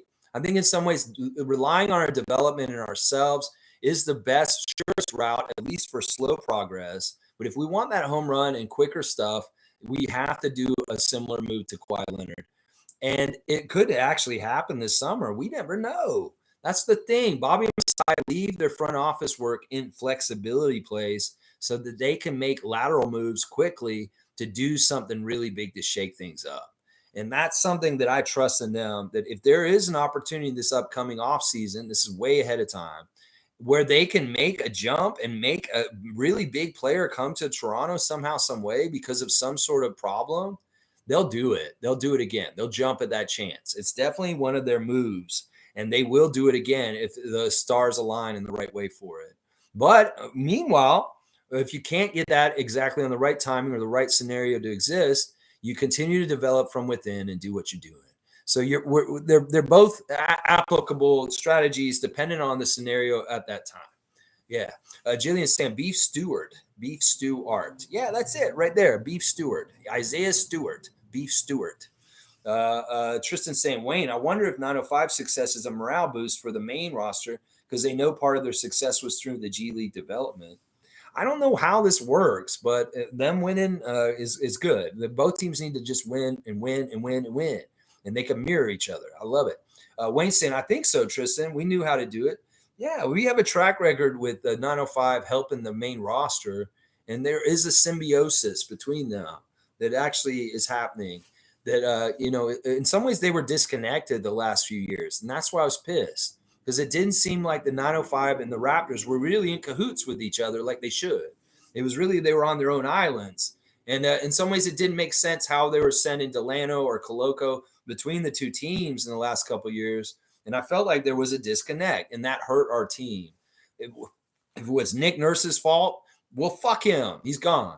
Now, Darko, you work with Eric Curry and that team down there and get the best out of what you can utilizing our G League team. Please, please do it. Paul B's here. Good to see Paul B holding it down. Raptor Freak Nation in Wisconsin. And enemy lines, Bucks territory. That's Paul B holding it down for the Raptors. Great win last night. The team could be clicking, and this is the beginning of a win streak. Let's get those 3 games and win. Get that dinner from Darko. That's what I'm saying right now. Wayne's saying common sense, Lex. Can't trade high-quality player for average players hoping for the best. DeMar DeRozan was for Kawhi was the best player at the time. Trade OG for bench pieces makes no sense. Well, the one that I keep touting, and I'll do it again because I'll keep the example, Indiana, OG for Buddy Hield, Ben Mathurin, and Andrew Nebhard. Now, because Ben Mathurin and Andrew Nebhard are younger players on rookie contracts, they are worth that filler with the Buddy Hield. Now, the Buddy Hield is an expiring contract at the end of this year, and it gives him a tryout as a three-point shooter for us, a very reliable 2-time three-point champion. Buddy Hield would come in and be a shot in the arm for our three-point shooting. And then you get a really good, solid backup point guard in Andrew Nebhard, who is Canadian and would be very nice to see in a Toronto Raptors jersey. And then you get the young prospect of Ben Mathurin, who can possibly fill in the shoes of OG over time as far as the kind of things he can do. And the thing I especially like about Ben Mathurin is that he has that dog in him to take over at the end of games and carry and score big baskets when it really counts. And times are tough. In fact, the first game he ever played against the Raptors as a rookie, he took over and won the game for the Pacers against us. So those are good quality pieces. And in some ways, you're losing OG, who's already built up to a very high level, extremely top level two-way player in this league, maybe the best two-way player in the whole entire NBA. And you're getting a young prospect like Ben Mathurin who could grow into that, along with 2 very serviceable role players that can help you right away also. And that's the thing. You don't have to be invested in Buddy Hield past this year if he doesn't like Toronto, he doesn't like playing here, and it doesn't fit. Well, hasta la vista in the offseason. But in some ways, it seems like you're not getting a lot, but it's very much like the Lowry for Precious deal. You're getting a young player that can grow and become bigger and bigger and better for you, Benedict Mathurin. And it doesn't hurt that they're both Canadians. And Ben Mathurin is best friends with Chris Boucher. So that doesn't hurt either. These Montreal guys really do like each other. So I love that deal. And in some ways, me painting it out like that, Wayne, for you, can you see where that may be very fruitful and very helpful? Because in some ways, OG's like Norman and Ben Mathurin's like Gary Trent Jr. Does that make sense? So that's a deal that I think makes sense, even if it's like that's not the same level of quality or player as OG. Well, you have the prospect of Mathurin, and you're getting good quality role players that you need also.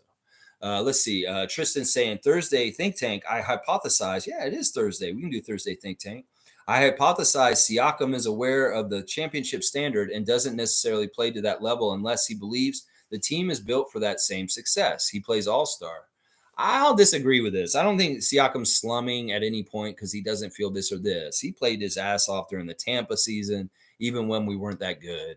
So I disagree with this. I don't think he has different modes. I think that he may have different natural biorhythms that dictate how well he plays on a given night. But he's not slumming just because the team's not at this level or that level. No. If anything, he's pushing us up and carrying us to try and get us to that level if we're not playing at that level. So I wouldn't say that. Yeah. Cool Cat's saying it's good that the two ways were on the bench last night so that they can see the schemes up close, see the team rhythm, rotations, huddles, all part of the learning process. Yeah, especially for Jonte. He's so new, and he does need to see this stuff up close. And he's such a student of the game. He's really smart. So him watching the Raptors, hopefully that means he's closer to taking a Raptors jersey and putting it on himself and getting on the court himself. Let's see. Blackhawks saying Raptors are being conservative with the two-way players because they have 50 games cap in the NBA. Besides, if we build up a blowout, they will get some run. Yeah, last year they were mismanaged. Jeffrey had 50 games he could have played in, and half of those 50 games, Nick didn't even play him. He had him suited up and ready for the game, but he didn't actually use it. So I could figure this out, Windersting, that you know what? It could very well be that the team has been so healthy for the start of the season that Darko looks at the 905 as a break-in case of emergency, that if we had a rash of injuries, God forbid that he can call these guys in and their eligible games are still readily accessible for any stretch of games where he doesn't have enough people and he needs them for it. That could very well be the strategy there with it, is that in some ways we're healthy. I don't need the two ways to come in and waste DMPs, even though I have them dressed. So he's not dressing them because he doesn't want to waste those 50 games. And it could be later in the season, he does need to rely on them because guys are not available. And that's a really smart strategy if he is doing it that way. I agree with you, Blackhawk. Seymour saying big win, big win, big win. That's right, Sheriff Seymour Pate. Winning, winning, win, win, win, win. Tristan saying hopefully the new system and players can attribute to that success. Yes. A little concerned about the defense, but maybe the system is still working out. Good team win. They did way better on defense last night for more longer of the game. There wasn't perfect. There was a lot of easy baskets by Atlanta at times, but for the most part, they were doing things correctly, more right, and communicating more. It's all a work in progress, and they're not going to be perfect all the time. So there's going to be times where they have lapses, but they got to limit those lapses to few, and hopefully that it all adds up to winning, even if they are not totally perfect all the time. That's kind of how I look at it. Carlos saying the last thing I would want to see is another trade like the Vince Carter trade. A Raptor Republic clown, Barani, last night tweeted that Pascal will be traded for spare parts. Yeah, see, that's not useful. That's not, nobody wants to have that happen. And why the fuck would you put that out there? Is that S? Yeah, in some ways, I stopped listening to all those motherfuckers because honestly, they have nothing to offer me. Seriously, they don't.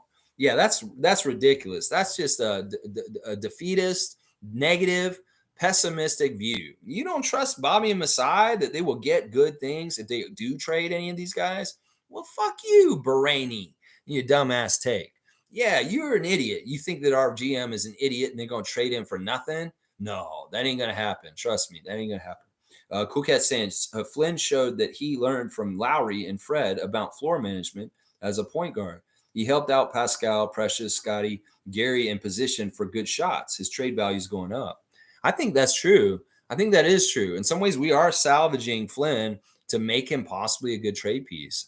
I think he's looked good. He has much more good games lately than dog, shitty, absolute horrible games. He still has those from time to time, but there's more games of merit mixed in with them now. I'd say like now he's playing 3 good games and 1 bad game is kind of what his pattern is right now. Let's see.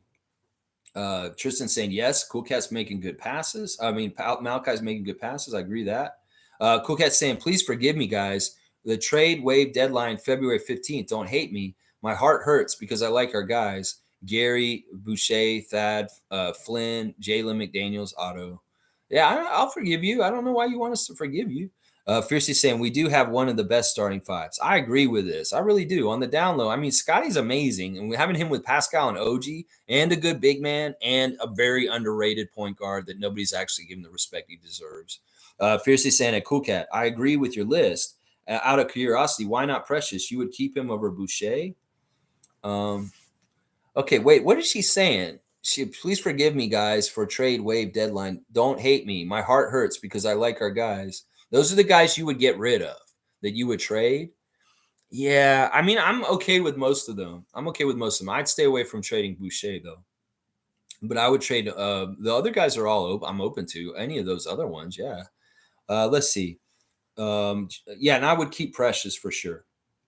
Jillian saying, Quinn Snyder said, the Raptors deserve to win, did more action on the back end, and it's difficult when players like Scotty are able to be in the middle of the paint to take advantage of guards. We got to come early. There you go. Quinn Snyder couldn't handle Scotty's big boy bullying on the little baby boy Trae Young. Tristan's laughing at Scott. Blackhawk saying Chris Paul bitch slapped Scott Foster. That's why he has a shiner. I don't know. Maybe it was Chris Paul's son. You yelled at me from the car. Bam. Many years ago. Now I'm grown up. It was Chris Paul's son. Blackhawk saying Scott Foster was still terrible last night. He was okay. I'm going to give him a fair grade. And I'm really paying attention to him. I'm scrutinizing him. He was all right. They were fair. I really liked Derek Richardson last night. He was great. And Carl Lane was fun. Carl Lane was all right. There were a couple of little calls that went against us, but I was okay with them. That charge by OG was a charge. He blatantly lowered his shoulder, and they had to call that. That's why I hate OG doing that, like doing those drives to the lane when there's somebody in between him, because he gets called for a charge way too often on that. And that was a charge. That was the right call, that one. Let's see. Tristan saying Scott Fraudster tried calling a flop, but we were up by so much it was out of his hands. They're going to rescind that one for Chris. I'll bet you money that they're going to say that flop wasn't, he's not going to be fined for it. They're going to change that one. I'll bet you. Blackhawks saying, by the way, sixth place is still in play. The fan base needs to kill playing talk until after All-Stars. Yes. And yes, there's still a lot of season to happen. And we have a lot of room to grow and go up and get a regular playoff spot. I still think we can get the goals that we had to be in the season and be a top 6 team in the East. It's just we've had a rough start. We've had a tough schedule. We have a new coach. We got a lot of figuring things out, and we're figuring it out, and we're going to get it right. Jillian's saying it's difficult when the Raps are deep in for our Hawks to do the double teaming. We try to take away the rim first against the teams because they all do this, even Dennis. Yeah, that's what Quinn Snyder was saying about his strategy to try and stop us. Yeah, I mean, they couldn't do anything. They had no answer for us because there's so many different guys that can dominate them with a bully ball. Like they just pick their poison. It's not like they can cover and double every single one of our guys who can get that mismatch. So they're fucked. It's just us figuring it out and sussing out who the right one to go to in that situation to get the shot in for sure. They can't stop us. Blackhawks saying, true, Tristan. I saw Scott Foster trying dirty tricks. He got popped for it. Let's see. Cookhead saying, I would keep Precious because he is our best athlete. He can defend on the perimeter too with his size. So I'm patient with Precious, Koloko, Grady long-term for Scotty. Yeah, I'm totally on board with this comment by Cool Cat. Tristan saying, Scotty said he was watching the IST finals. Looks like he pulled a LeBron with that 360 under the basket. I say he pulled a Jordan, but that's just me. I know who my GOAT is. Fiercely saying, Cool Cat, I got it. And Tristan saying, Precious actually seemed good on Trey, by the way. He did. That's the crazy thing. That's how good he is. He played such good interior defense with Capella near the basket. Like Capella's literally underneath the basket, and he just reached up and put the ball in, but he could not score with Precious next to him. That was amazing. That was some of the best interior defense I've seen in a long time. Now, part of it is the refs were letting him play with physicality and without calling a cheap foul on him.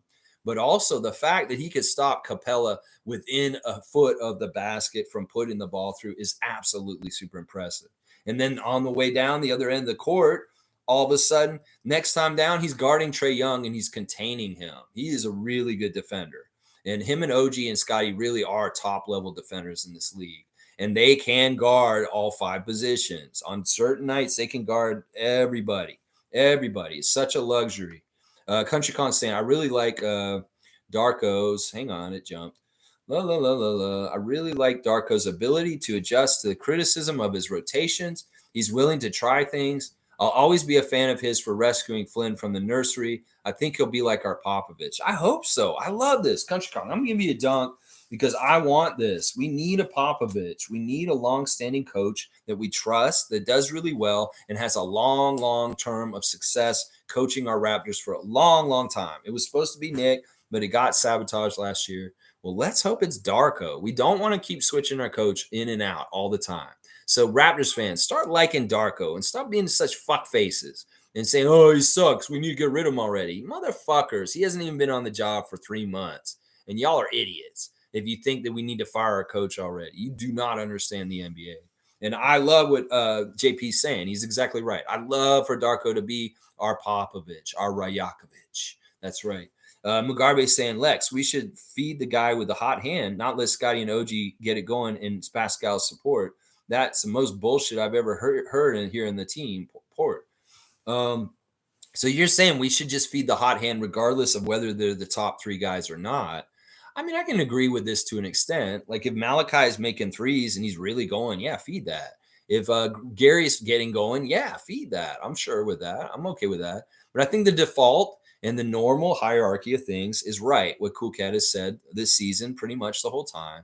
Feed the top three guys, and then the other guys will get stuff on the perimeter, on the outside of that.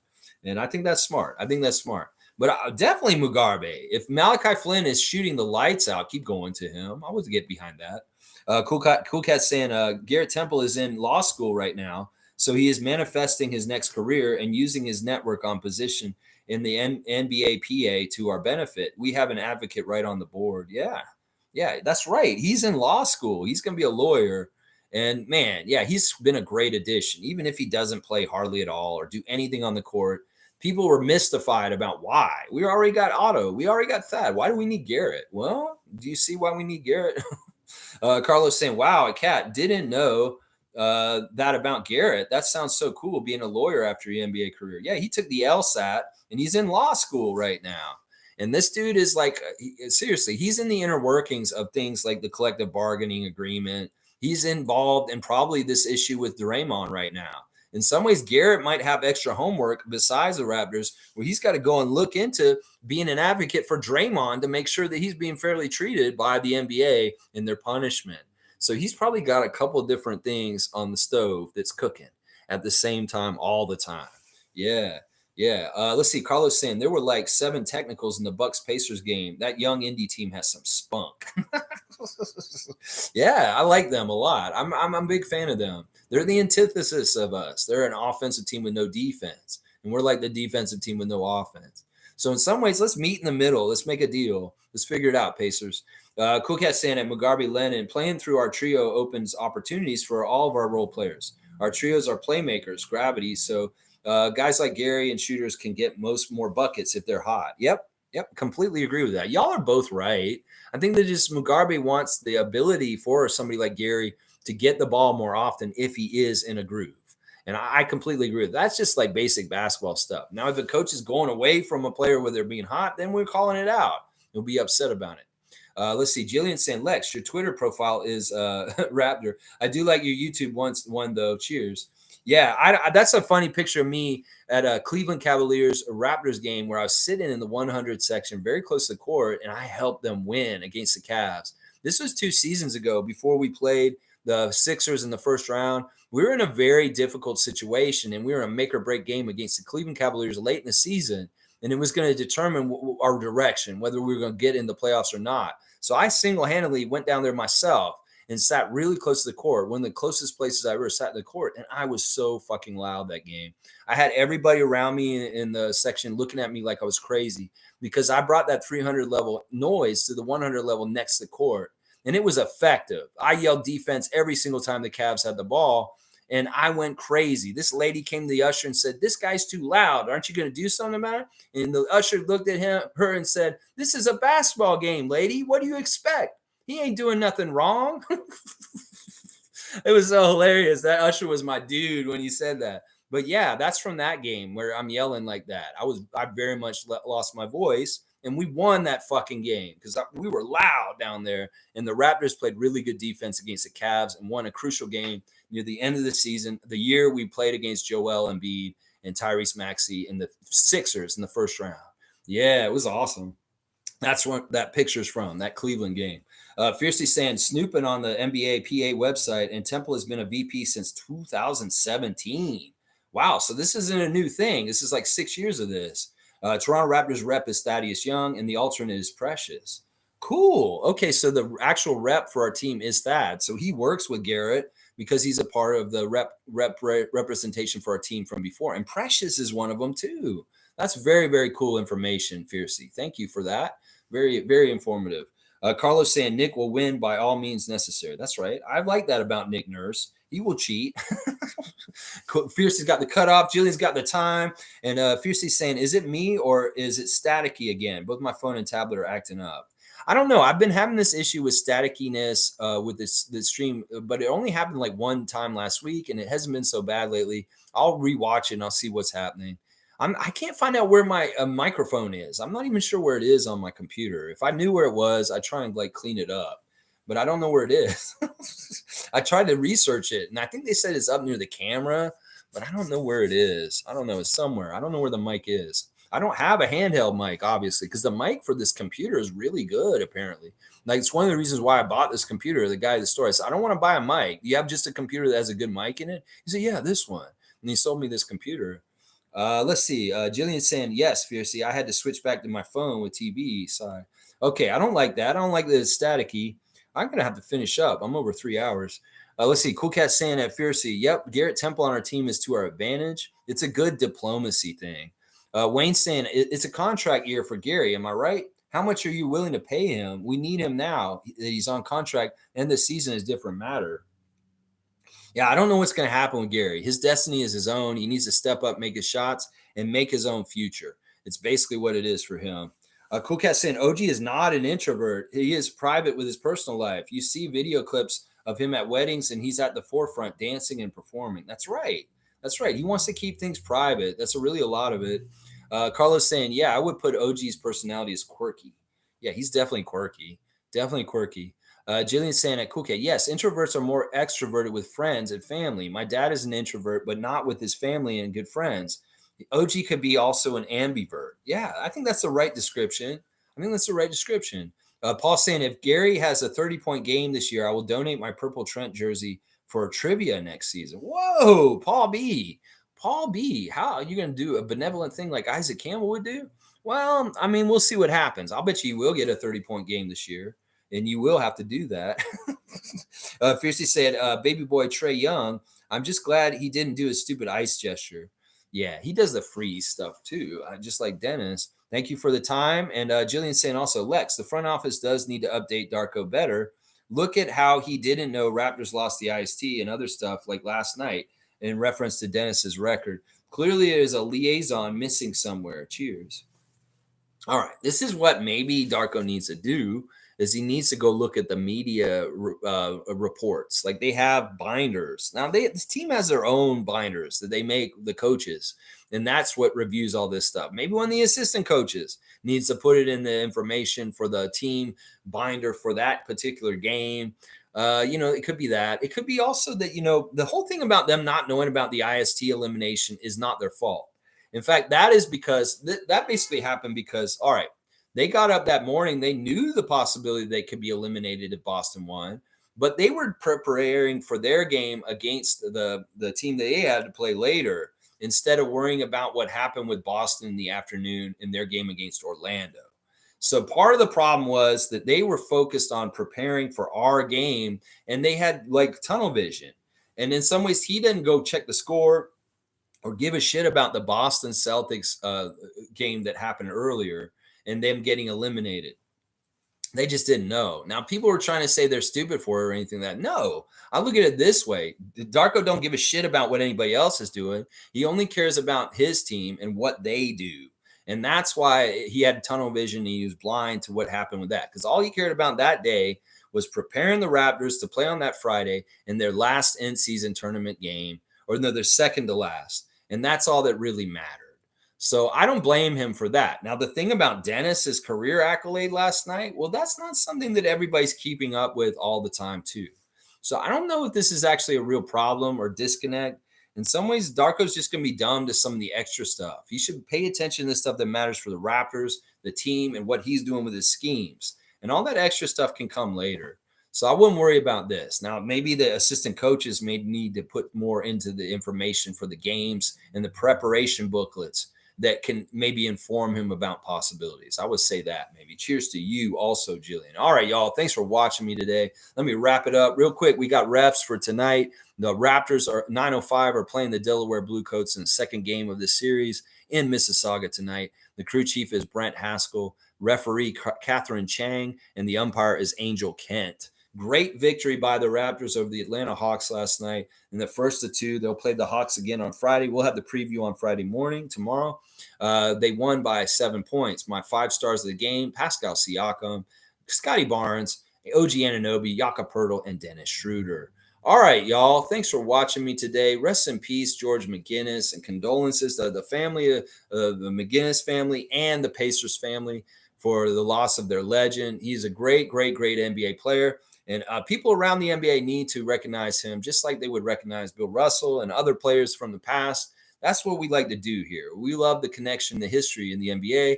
And I recognize George McGinnis's contributions in the ABA and for the Pacers organization from Raptors Nation. Respect and Godspeed and God bless the people that are affected by his passing today. And, he was a great man, a great, great man. Yeah. Fiercey saying, W stream, and thank you for your dedication. Like, you're welcome, Fiercey. You're welcome. That's right. I got to show up every day. Hopefully, the Raptors will show up every day also. All right, y'all. Let's watch 905 later. If you're watching the game on YouTube, look out for me in the stream comments. We'll be in there having a good time. Raptor Freak family forever. Let's get in there and have some fun. I'll be with you guys on that side of things in the comments section, talking with y'all. Let's beat the Delaware Blue Coach. You go, Marquise Noel. You go, Maker. Go, Justice Winslow. Go, Miles Burns. Go, all y'all 905ers. Kick some ass today. We'll be watching. Jonte Porter. Let's do it. All y'all have a great day, and I'll see y'all tomorrow 9:30 a.m. Friday morning preview for the second Hawks game. Let's go